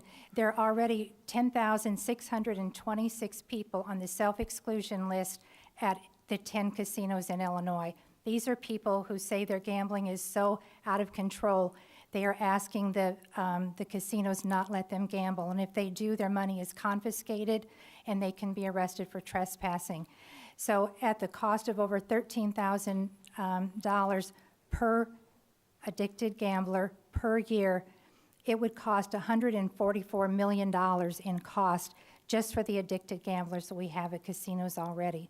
So this huge expansion is going to cost a lot of money, and the state is already in dire straits. They're not paying their bills, and to put forth more money for a casino of this size in Chicago would just be a terrible idea for the taxpayers. Thank you. All right, thank you. And then we have a couple other gentlemen, I believe, are with your organization, Anita, or? Yeah. Yeah, okay. Yeah. Just if you can remember, state your name so that Yeah. it goes on the record. Whoever wants to go first. My name is Phil Blackwell. I'm the senior minister at the First United Methodist Church at the Chicago Temple at Clark and Washington here on Daly Plaza, and also part of the group opposing gambling over the last 3 decades or so. I live in the steeple of the building for the last 13 years, so I've been able to see some major improvements in the city over that time. The emergence of a loop residential population of 85,000 people that was not there 10 years ago. The development of the loop as a campus for 65,000 college students. That was not the case 10 years ago. The colonizing of the loop as a theater district, which brings people in on weeknights and on weekends, which wasn't true 10 years ago.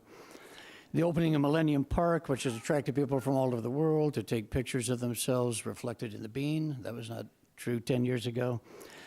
And the promotion of the loop as a center for creative business initiatives. In all those ways, Chicago's on its way to becoming a world-class city.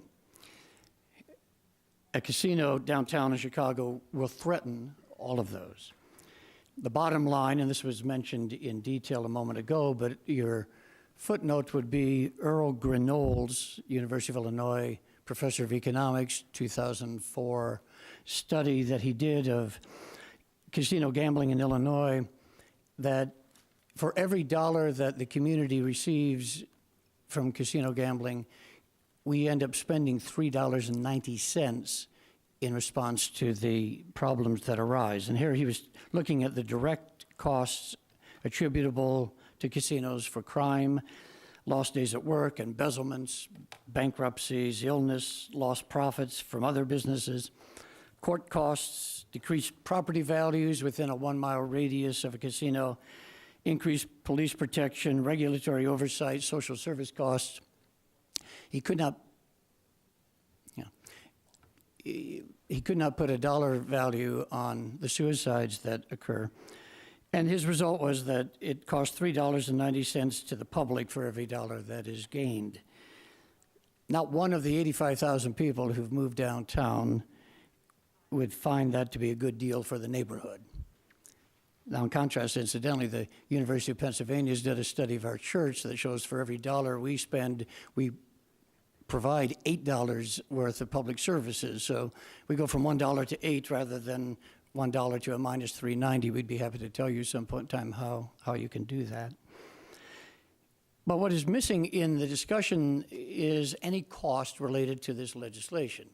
Though I've heard it is in the legislation at a very minor amount. It's interesting that the Chambers of Commerce representatives and the Cook County representative did not talk about what it would cost the county or the city, and not to acknowledge that is simply to be naive or to be dishonest. We've heard that casino gambling profits are decreasing, and we've also heard that those who run the existing 10 casinos find a Chicago-only massive casino to be a huge competition. What that means then is if this legislation is passed, you as legislators would be required to move from serving the public good to creating new gamblers. The goal of your legislation is not lost on the administrators of all the colleges, universities, and professional schools in the city who are here to oversee the well-being of their students. You only need to look at college towns around the country to see how casinos have been greeted with great suspicion as it relates to college students. But knowing that your legislation emphasizes a high reliance on gambling machines, that is actually a good way to create dependency among the new gamblers that you would have to create.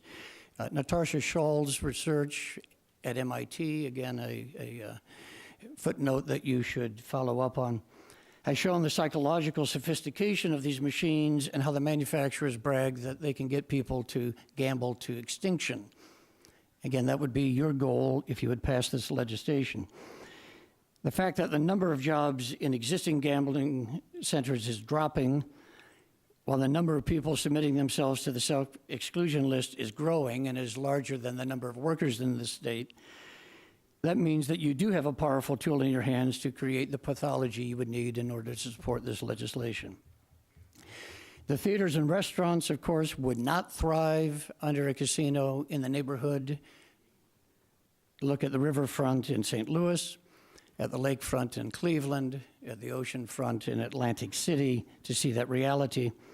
And as for tourists, when they are asked why they come to Chicago, they say it's Navy Pier, Art Institute, the lakefront, the food, the architecture, the music, the cleanliness of the city center. Way down the list of desired additions is anyone saying we really want to have a casino. So what will make Chicago a world-class city? Innovation, creativity, collaboration, and vision. A casino in the city does none of that. It would be predictable, unimaginative, isolating, and passé. It also would lose money. Every idea has its day. This idea's day was yesterday. And a lesson from yesterday, for those of us who remember the 1970s, Illinois legislators hid behind the school children of the state when they promoted the lottery and said that it would fix the state's educational needs. They knew it wasn't true then. We knew it wasn't true then. It's not true now, so it would be unbecoming to suggest so. Thank you. Which one is the next gentleman?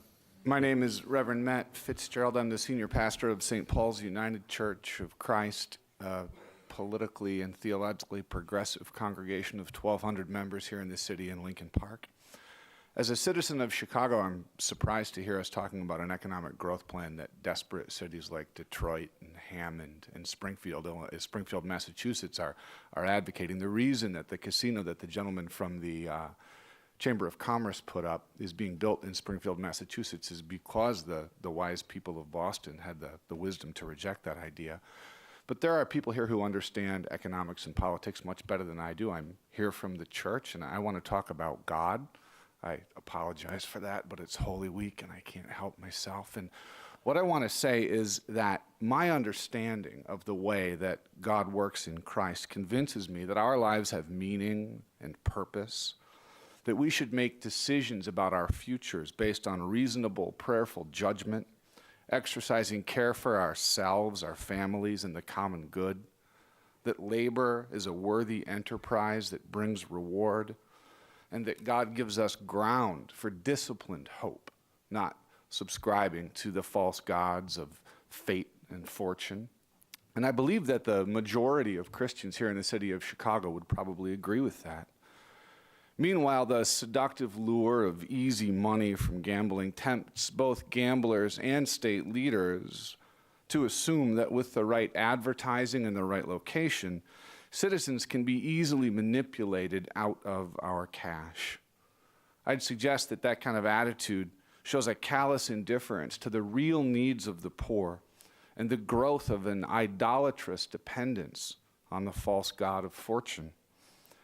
More than 10 years ago, our own Paul Simon sponsored a federal government study that showed that 80% of gambling revenue was derived from households earning less than $50,000 annually, and that gamblers with incomes less than $10,000 spent almost 3 times as much on gambling in dollar amounts than those with incomes exceeding $50,000. So behind the bright allure of lights and good times, casino gambling in Chicago is really nothing more than an increased tax on those who can least afford it. If you travel out to Atlantic City, you'll see buses going in one direction and Brinks trucks going in the other. Buses you'll see of senior citizens traveling to Atlantic City to gamble away their small pension incomes. Brink trucks taking their money away in the exact opposite direction. Of course, gambling hurts individuals and families of every income level. I have friends and parishioners who are currently enrolled in 12-step programs because of their addictions to slot machines, and these are wealthy people who've been devastated by it. But it makes sense that those who need to gain the most are at risk to lose the most when they step through a casino's doors. Do we really want to balance our budget on the backs of those who are already hurting the most? I'm not a gambling man, but if I were, I'd bet that we don't, and that most of the people in the city of Chicago don't want to do that.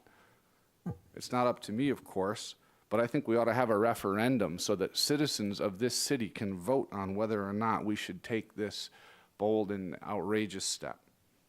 Thank you. Good morning. My name's Doug Dobmeyer. With deference to my two colleagues here, I am not a reverend.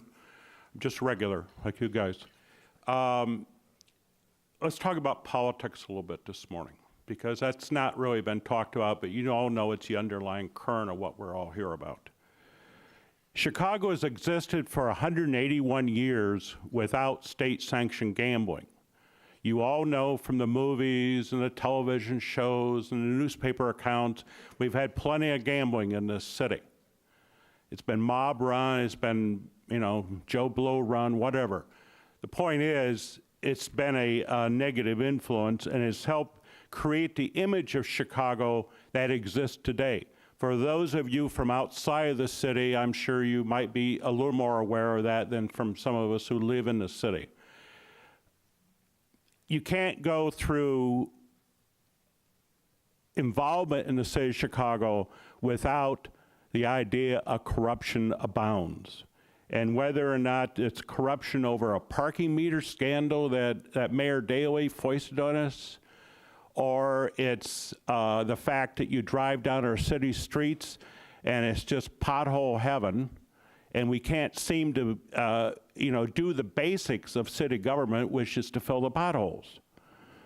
Since its inception in 1991, the Task Force to Oppose Gambling in Chicago has opposed all attempts to introduce casino gambling in the city of Chicago, and we still oppose that today. It comes from a conviction that casino gambling targets the poor and undermines the public policy of all citizens wanting the city to be a fair arbitrator for the public receipts and expenditures of funds. We don't want the city of Chicago to be a businessman to go out and gather in the money through the means that are being suggested in Amendment Number 3. We think that allowing the city and the state, as some people have talked about today, to jointly own a casino, they put a shine on it and say this will be good for everyone. Well, that's something that I think that if you talk to people who know a lot about this, who are not in this room today, and if you talk to the average citizen in Chicago, you would find that they don't agree with that. There's no provision in this bill for a fair referendum. And by fair referendum, I mean a publicly funded referendum for both sides to have this voted on in the city of Chicago. And without that, you cannot really say that the people are for it or against it. You can take your polls, the Tribune does it every once in a while, and the opposition on Chicago Casino has been pretty strong throughout the years. So we're opposed to it. We don't see this bill having a life. We ask that you hold it in committee and that it will die the deaths that they have for the last 25 years. And we hope that is the case in this case. And it's nothing personal, Representative Rita, you know what I'm saying. All right, thank you. Is there any questions? Is there any questions from committee members? Well, thank you. And you did note the 5 million, all the other dedicated funding out of all these bills were cut out, and we kept it in both amendments, the 5 million for anti, gamblers addiction. So, all right, thank you. Our next panel will be arts, culture, and entertainment.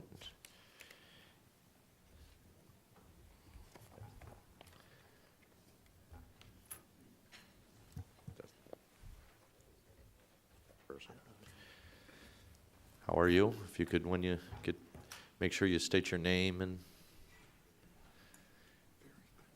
for the record. And then we have a number of witness slips that I'm just going to ask to enter into the record that have filed both electronically and I think on paper. Just We don't need to go through each one of them. It is just subject matter today. So if you want to proceed. Good morning, Chairman Rita and distinguished members of the House Executive Committee. My name is Rod Joy, and I serve as Executive Director for Arts Alliance Illinois, a statewide arts advocacy and service Can you organization. pull the mic just a little closer? Just thank you. On behalf of our network of 30,000 citizen advocates and hundreds of cultural organizations across all artistic disciplines, budget sizes, and geographic regions of the state, it's a pleasure to be here this morning to provide testimony at today's hearing. As you consider gaming expansion and important new revenue for the state, we're here to urge you to keep in mind the community and economic impact of arts and culture in Illinois.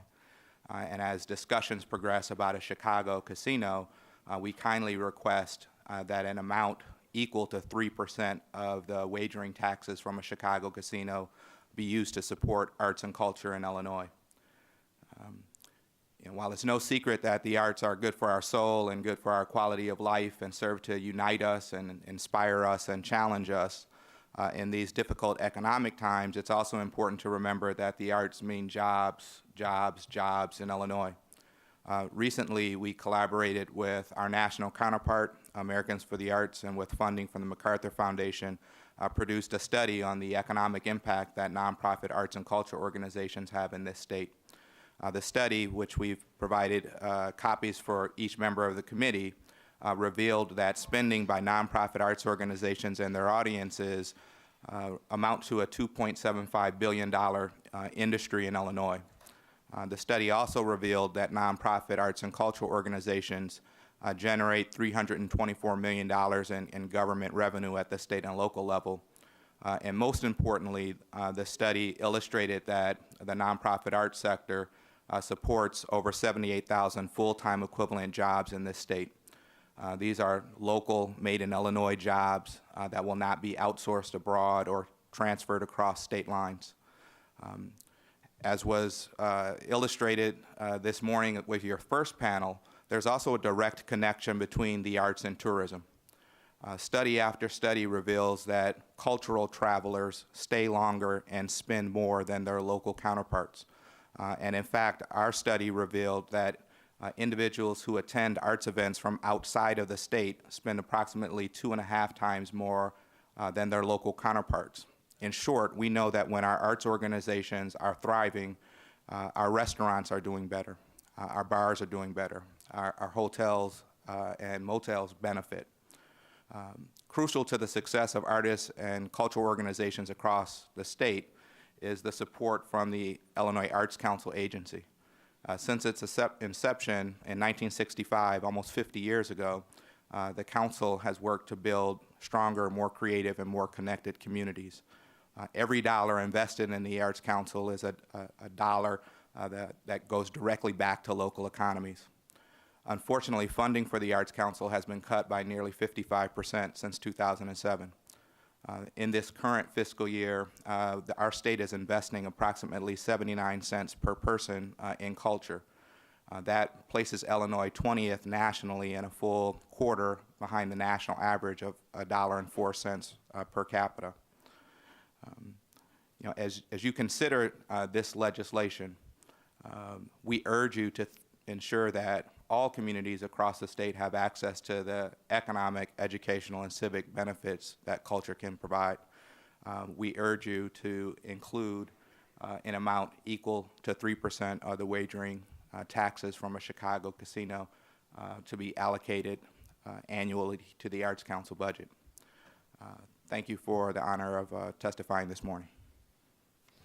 Okay, do we have any questions from, we should let the record reflect that Representative Zaleski's joined us. Any questions from committee members? Representative Tepetti. Mr. Joy, good to see you again. Good to see you again. I know that you're committed to the community and so many things that you do, so it's a pleasure to see you here this morning. I want to flesh back on the 3%. How did you come up with that number? What would you anticipate that dollar figure would be? Where would you direct that money? Would it be going throughout the entire state, the city only, especially because this proposal that we're here discussing this morning is limited to the Chicago-based casino. Yeah, so I think it's important to keep in mind that there's historical precedent in Illinois to leverage gaming dollars to support culture as an essential state service. During the 1980s, there was an off-track betting legislation that provided funding for our public museums. So there's historical precedent here. You know, the Arts Council budget has been slashed 55% since 2007.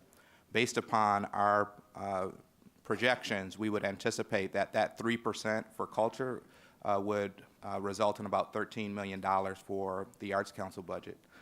That would place the Arts Council within the top 10 in terms of per capita investment, and essentially would restore dollars that have been eliminated since 2007.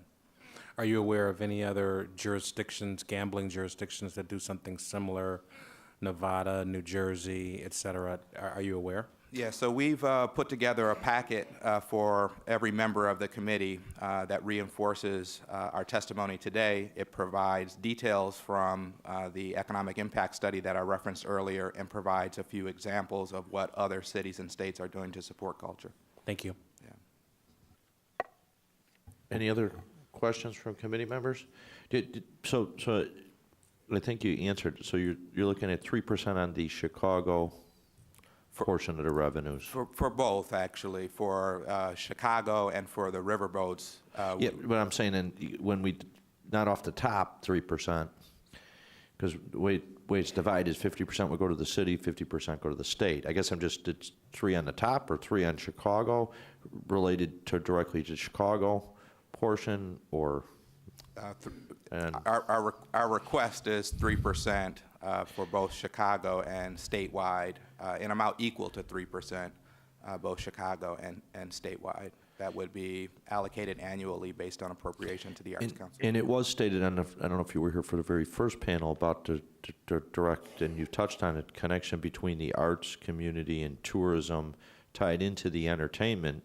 And I mean, you touched on, for every dollar that goes out into the arts community relates. Can you just touch a little bit more on how, because that would be the indirect trickle effect from development.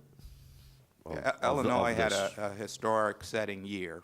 So in 2012, 101 million people traveled from outside of the state to Illinois. And we know oftentimes our cultural amenities are a draw for tourists. They're the reason why they come. Study after study reveals that cultural travelers stay longer and spend more than other types of travelers. Our research revealed that individuals who attend arts events from outside of the state spend approximately 2.5 times more than their local counterparts when attending an arts event.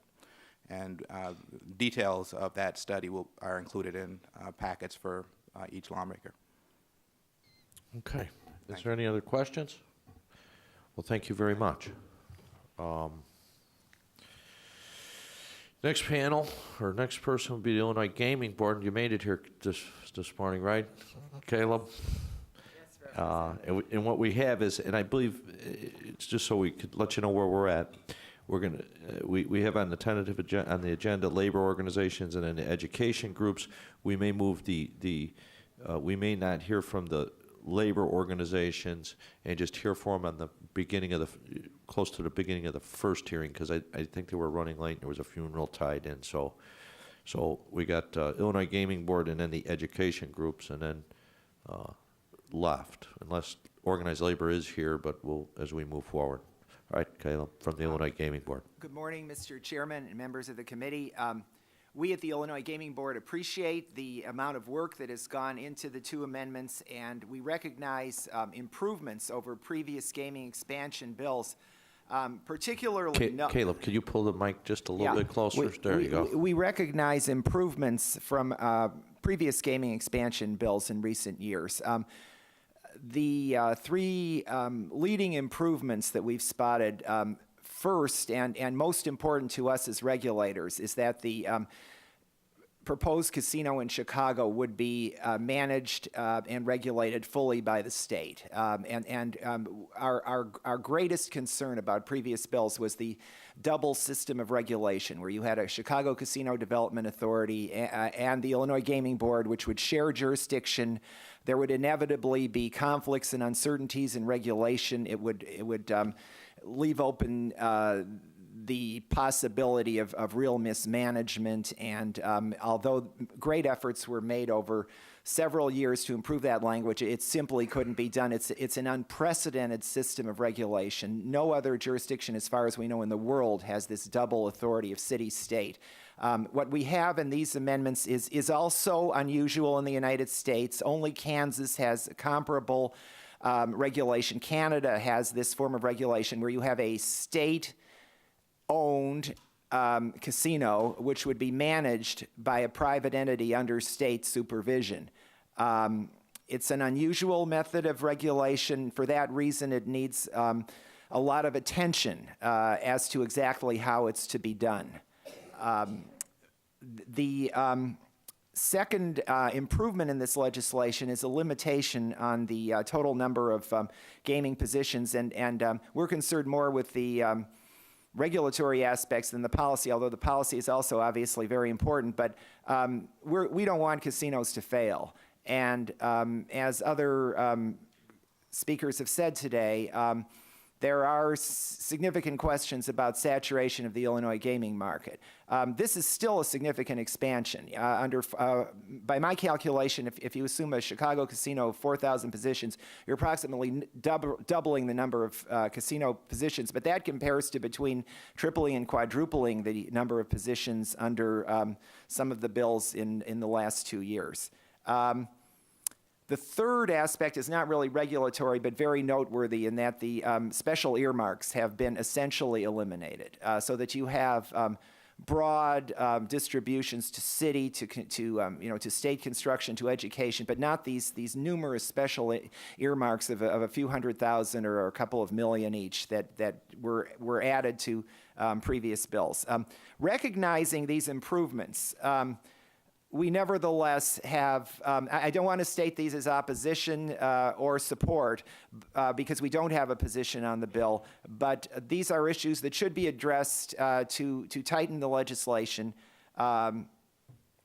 Number one, as I said, the new form of gaming license, the state-owned casino, needs very careful consideration because in the United States only Kansas has this, and they've only had it for the past, I think since 2010, the legislation was enacted in Kansas. The size of the Chicago casino, if one were to go to the larger size limit in House Amendment 3, that's 10,000 positions. That's the equivalent of 8 1/3 riverboat casinos, an absolutely enormous casino, which would have an impact on suburban Collier County casinos. We don't have any question about that. And that's something to be very seriously considered. The Chicago manager's license, we would like to see some more explicit legislation allowing disciplining of the manager in the same way that owners' licensees can be disciplined. Also, there's a provision that the license cannot be revoked or suspended, which I guess makes sense since it's a state license, but still there has to be something in place. We would be the regulator. I assume there would be a manager who would be separate from the regulator. We should have authority to control that state manager's actions, and sanctions or discipline to us is not out of the question. The license approval times from a regulatory perspective is, as a practical matter, a very serious concern. First of all, they're not consistent in either of the amendments. It's 12 months for the riverboats, as I read it, 6 months for the Chicago casino, and only 120 days for the racinos once we get the application for us to act on it. Now, we can extend that. We can give a statement of reasons, state when we expect a decision. Nevertheless, we will be ruling on approximately 10 new gaming venues simultaneously. It's physically impossible for us with our staff, or even with a reasonable expansion of our staff, to act in these timeframes.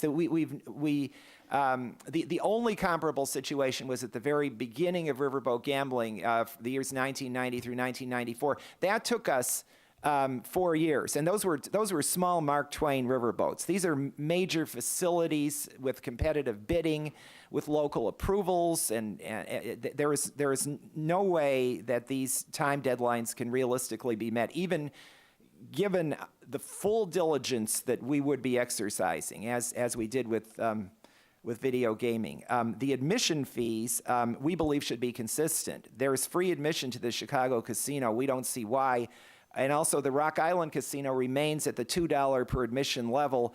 We think it should be flat $3, which currently applies to all the riverboats, just $3 per admission. The separate inspector general for gaming, the question whether that inspector general's, the scope of that inspector general's authority, is it only to ensure ethical conduct among Illinois Gaming Board employees, or is it also to oversee our regulatory function, which would sort of as a second eye to what we do in a regulatory fashion, and that needs to be fleshed out. On the racinos, there is language on this, but we would like it possibly even more explicit that the Gaming Board has exclusive regulatory authority within electronic gaming facilities. So that should not be a shared function with the Illinois Racing Board. We have the expertise in that. That's our statutory directive.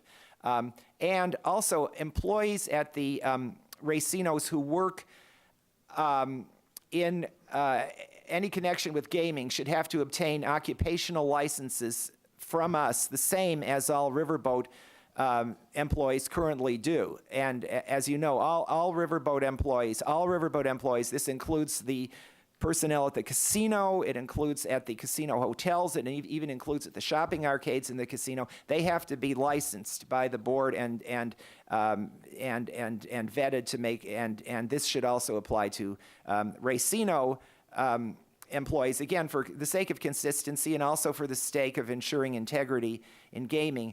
The prohibited political activities is a very strong section. We believe that it should be also extended in the area of video gaming to suppliers and to terminal operators, not just in the counties where they operate, but statewide. Terminal operators, some of them are quite large at this point, and they should be subject to the same political prohibitions. And then there's an open question about the locations, whether they should also have political contribution restrictions. Those are our main issues. We will be happy to work with you in the coming months, and I would be happy to answer any questions or concerns. So we got probably a number of questions here. In terms of where we were late May, as you know, as you testified, and where we're at today with these amendments, and I know you've cited a number of, I don't want to say issues or changes that you'd like to see in terms of the regulatory authority. How are them technical, in your view, is more technical in nature, these changes? Well, I would say they're substantive. But again, you know, the fundamental change in this bill is the state that there's not this Chicago Casino Development Authority, which we had very great concerns over that, and that's gone, and that's definitely a significant improvement in the bill. So then, putting it under the state, in terms of these other issues you brought up, you know, how would you rate some of these, you know, the inspector general or the time periods or the admission fees in terms of trying to come up with some solutions that work on both? Well, I don't think there's anything here that's insoluble. Obviously, these are very, especially Amendment 4 is a very long and detailed amendment. with over 400 pages. I think if you have gaming expansion, you want to do it right, and you want to address every one of these points. They are important. I mean, they're not absolutely central, but every one of these points is important, and I would think that you'd want the best possible legislation. So I wouldn't say that one is, I would say do them all right. It would be my view. And is there a preference, or looking at amendment number 3 or amendment number 4, a position in terms of which direction? No, because that's a policy issue. Okay. It was brought up by previous speakers about privately owned versus state-owned. Is there... Privately owned is the model we're familiar with. That's the model we've been using for nearly 25 years. That would obviously be the easiest to draft, to implement, where we have the most expertise. The state-owned model is something new. So that there is that is an additional challenge to us. But would that raise an objection into moving forward, being state-owned versus how it was with a Chicago-owned, Chicago Gaming Board, all that we... We do not have a policy opposition to state-owned. We do to the Chicago Casino Development Authority. That was the one point that we really, we had a lot of concerns over the previous bills, but we worked at least 3 years to try to improve that language, and it just simply cannot be done because it's this overlapping regulatory jurisdiction, which is just an area is complex and is prone to difficulties as gaming. It simply it cannot work, and this is definitely this is something that exists in Kansas. It exists in every casino in Canada, so it's not unprecedented, but it is very unusual in the United States. And then how about in the number of positions? You touched a little bit on it, but in the Chicago-only one, it goes from 4 to 10,000. Doesn't say 10,000. It says up to, though. 10,000 is unbelievable. I mean, I'm not taking a position on it, but that would be the largest casino, as Tom Swoik said, possibly in the world. It's the equivalent of 8 1/3 riverboat casinos. No, but by having a range from 4 to 10, a range, not saying it has to be this. Does that bring concern having it that way versus saying 4,000 well, let me give or 6,000 some general 2,000? Some general background. Our peak of revenue, the state's peak of revenue was 2007, and we were at approximately $700 million in revenues to the state in 2007 before the big recession.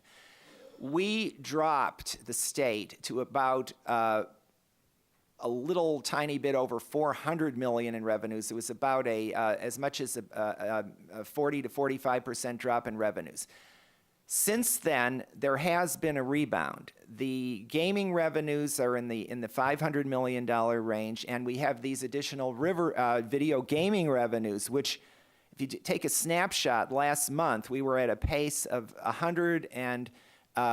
15 million in revenues per year, and that increases every month because we're approving, say, 300 to 400 licenses per month. We've eliminated our backlog of applicants in video gaming. It's a rapidly growing area. So right now, if you took total gaming revenue to the state, you're at the range of about 550 to 600 million now. So we're not up to the pre-recession level, but we're maybe 100 to 150 million below that. Now, in terms of saturation, that's not a stationary target. Gaming is a very sensitive barometer of economic conditions because it's discretionary income.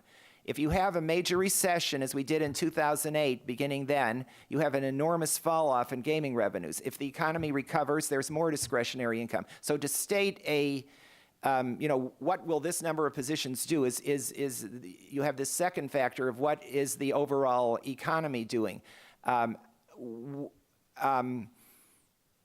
It's really a policy call. I mean, we'll regulate whatever we're given, but those are the factors that should be considered. Representative Zaleski.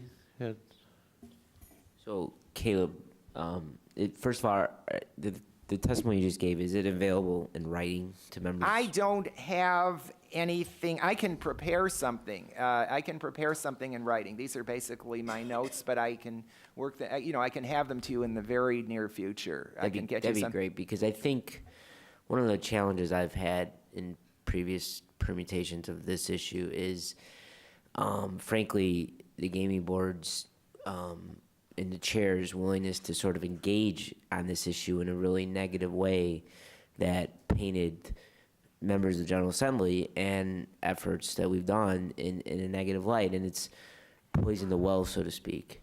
And what I want you to take back to members of the board after today is your acknowledgement that this is sort of a whole new day. Would you agree? Well, there's certainly improvements in this legislation, and as I said, there's remaining concerns. But yes, this is a significantly different piece of legislation than what we've seen in previous years. So your chairperson in the past has been very willing to talk about process, what we did and how we did it and when it was done, and again, it was done probably, and his intentions probably were pure, but it reflected poorly on the hard work of a lot of members. So what there needs to be here is an acknowledgement from the board that the process has changed. I'm not necessarily, I have full faith in the chair and Representative Rita to work with you and the board and make sure that the concerns are taken into account. But what again, I'd like you to take back to your chair, and I hope you can agree to this, is that your board realizes that the process this time is different. We're not doing this on May 30th. We're having long, detailed, substantive sessions of testimony, and it's a new day. Can you make sure you take that back to your chair? I certainly will. Okay, thank you, Mr. Chairman. To your point, if there any written testimony by any of the previous and/or future people going to testify, if you could get it to us, we could get it into the record and have the pamphlets, written testimony. But if you could put something together on what we've done. And I just want to stress that we are regulators. The policy calls are not ours to make. The oversaturation is also a regulatory issue because we don't want casinos to fail.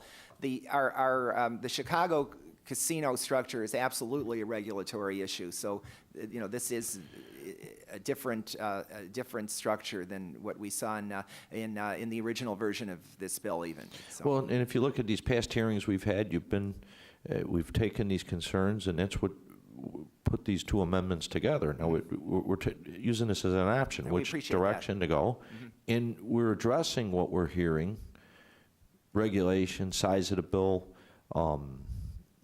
Ethics is all part in the changes in this. Wouldn't you agree with what you've previously? Yes. And so, what would be helpful is, when you talk about timelines and issuing licenses, if that you could sort of kind of engage and say, okay, 6 months or a year, this is what we would need to actually implement this in terms of if we have to make some changes. Sure. As we go forward to make it a better bill. Sure. But Representative Walsh, I know Representative Kozol has some questions. And what we could do is, I know you're on both panels. There's some folks that are running late that were coming from Springfield. So we can maybe touch on both amendments here, unless you want to wait to the second. I'm prepared to discuss either or both. In lieu of time, or we could talk about what we have before us here, and we could maybe have a few individuals that have been waiting that are supposed to be on the second panel, so we could just move this along today. But Representative Walsh. Thank you. I want to focus on the revenue numbers that you stated earlier. You said 700 million was at the peak. At the peak yeah. at 2007. The recession hit. We also, as a state, passed a smoking ban at that same time. Wasn't it around that same time? Yes, and that if you the analysis of Tom Swoik from the Casino Gaming Association, he attributes a big part of that hit to the smoking ban, comparing Illinois figures with those of neighboring states. That certainly was a factor. I would say the recession was when you talk about a reduction of 45%, that has to be the overall economy. I'm not going to disagree with that, but the fact is that there was a smoking ban also put into place. Yes. And we went down to $400 million, and that was just riverboat gaming, correct? Yes, we did not have video gaming until 2012. Okay, what are the numbers that you've had in the video gaming terminals, the VGTs, since 2012? Okay, well, as I said, the snapshot now, we have, right now, we have 4,400 licensed video locations, of which 4,100 have gone live. 4,100 live video locations. We have a total of 16,341 video gaming terminals now in operation. This is the equivalent of nearly 14 riverboats. So when you consider saturation numbers, the equivalent of 14 riverboats almost, and it will be more than that in the near future.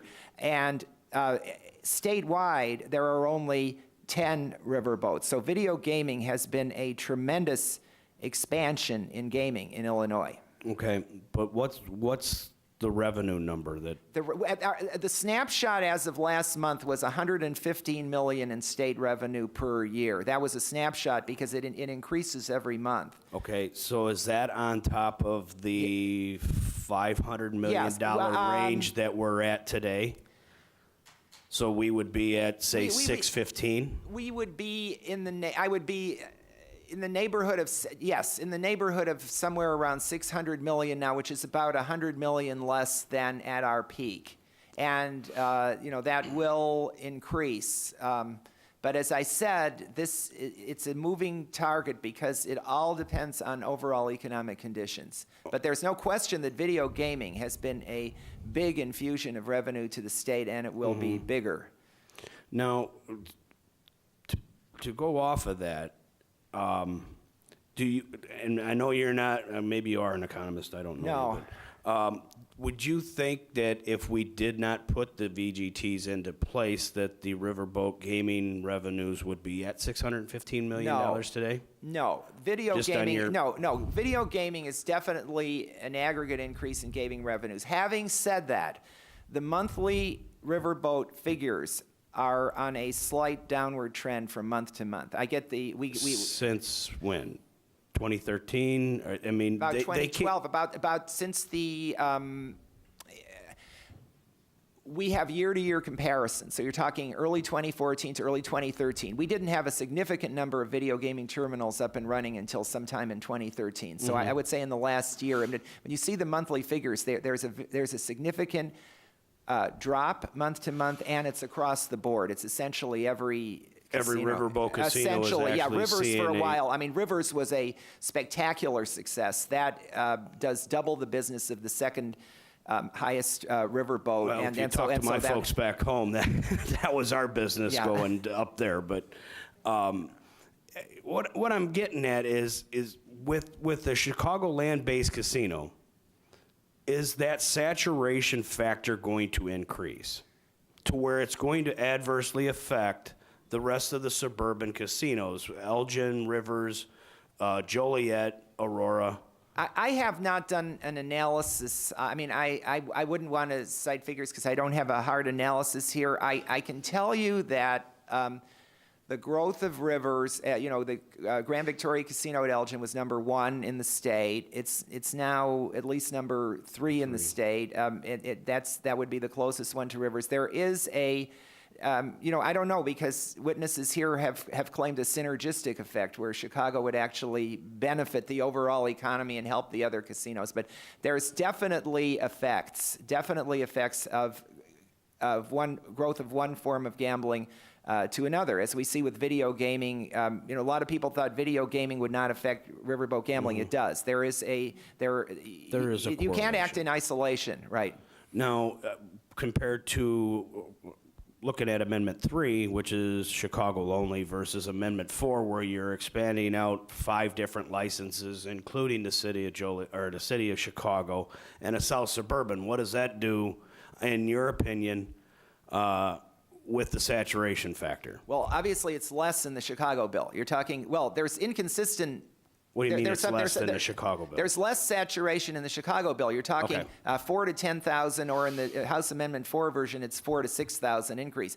If you're talking total increase in House Amendment 4, by my calculation, it's approximately another 12,000 positions, given the lower limit of 4,000. I think it could rise to 14,000. You're talking about, say, maximum 14,100 positions in House Amendment 3.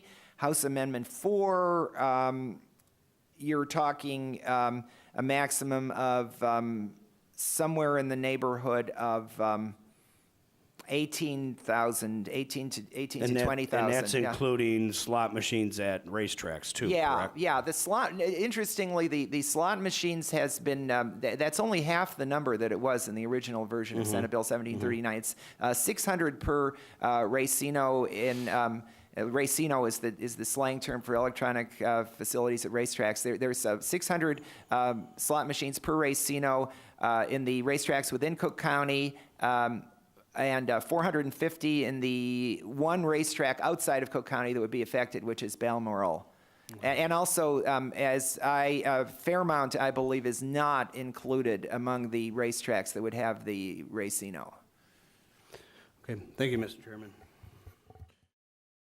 You know, there's top restaurants, there's shopping arcades, there's a you know, it's at least a day trip, you know, a short mini vacation, whereas, you know, video gaming is just in your neighborhood. So there are differences, but there's also intersection. There is intersection between the two. So when you look at, say, just the Chicago only, I mean, the gaming board isn't, you know, I'm not saying you take a position, but between the two different amendments, I guess is there a position in terms of which direction, as a regulatory body, would you believe? The Chicago amendment is a smaller expansion, even with the 10,000 maximum, which, as I said, is like unprecedented, but it's a smaller expansion than House Amendment 4. So in that sense, it's a more limited bill. And then Amendment number 4, which is a smaller expansion than previous bills. Yes. But dramatically, Still a dramatic increase. It's a double. Okay, It's still I a want to doubling. put in it that, you know, it's not, when you look at the total number of positions, and even in Amendment 3, it is still a smaller version than what we've seen. Yes, 3 is much smaller, and 4 is still considerably smaller than what we've seen before. Any other questions? You'll stick around for the next hearing in case we Absolutely. do. I was trying to Thank get you. some of this in. We do have a letter I do want to let, for the record. Saturation is really tricky. When you reach saturation, you can do economic or analyses or I don't know, actuarial economic analyses, not actuarial, but economic and market analyses. When do you reach saturation? What did the monthly figures show? The point that you raised, which is a good one, is how does the previous illegal market in video gaming compare to the current one? And we don't really have a clear idea of that because it was an illegal market. So those are difficult issues. But you know, the data we are getting month to month shows that while video gaming is booming, casino gambling has been on a fairly consistent month-to-month slight decline, but nevertheless a decline. So, Thanks, Caleb. And then for the record, from the Illinois horse racing industry, there is a letter that we'll put in the record that they are in opposition of House Amendment number 3. We're going to hear testimony from the horse racing industry on the second hearing that we're going to do today.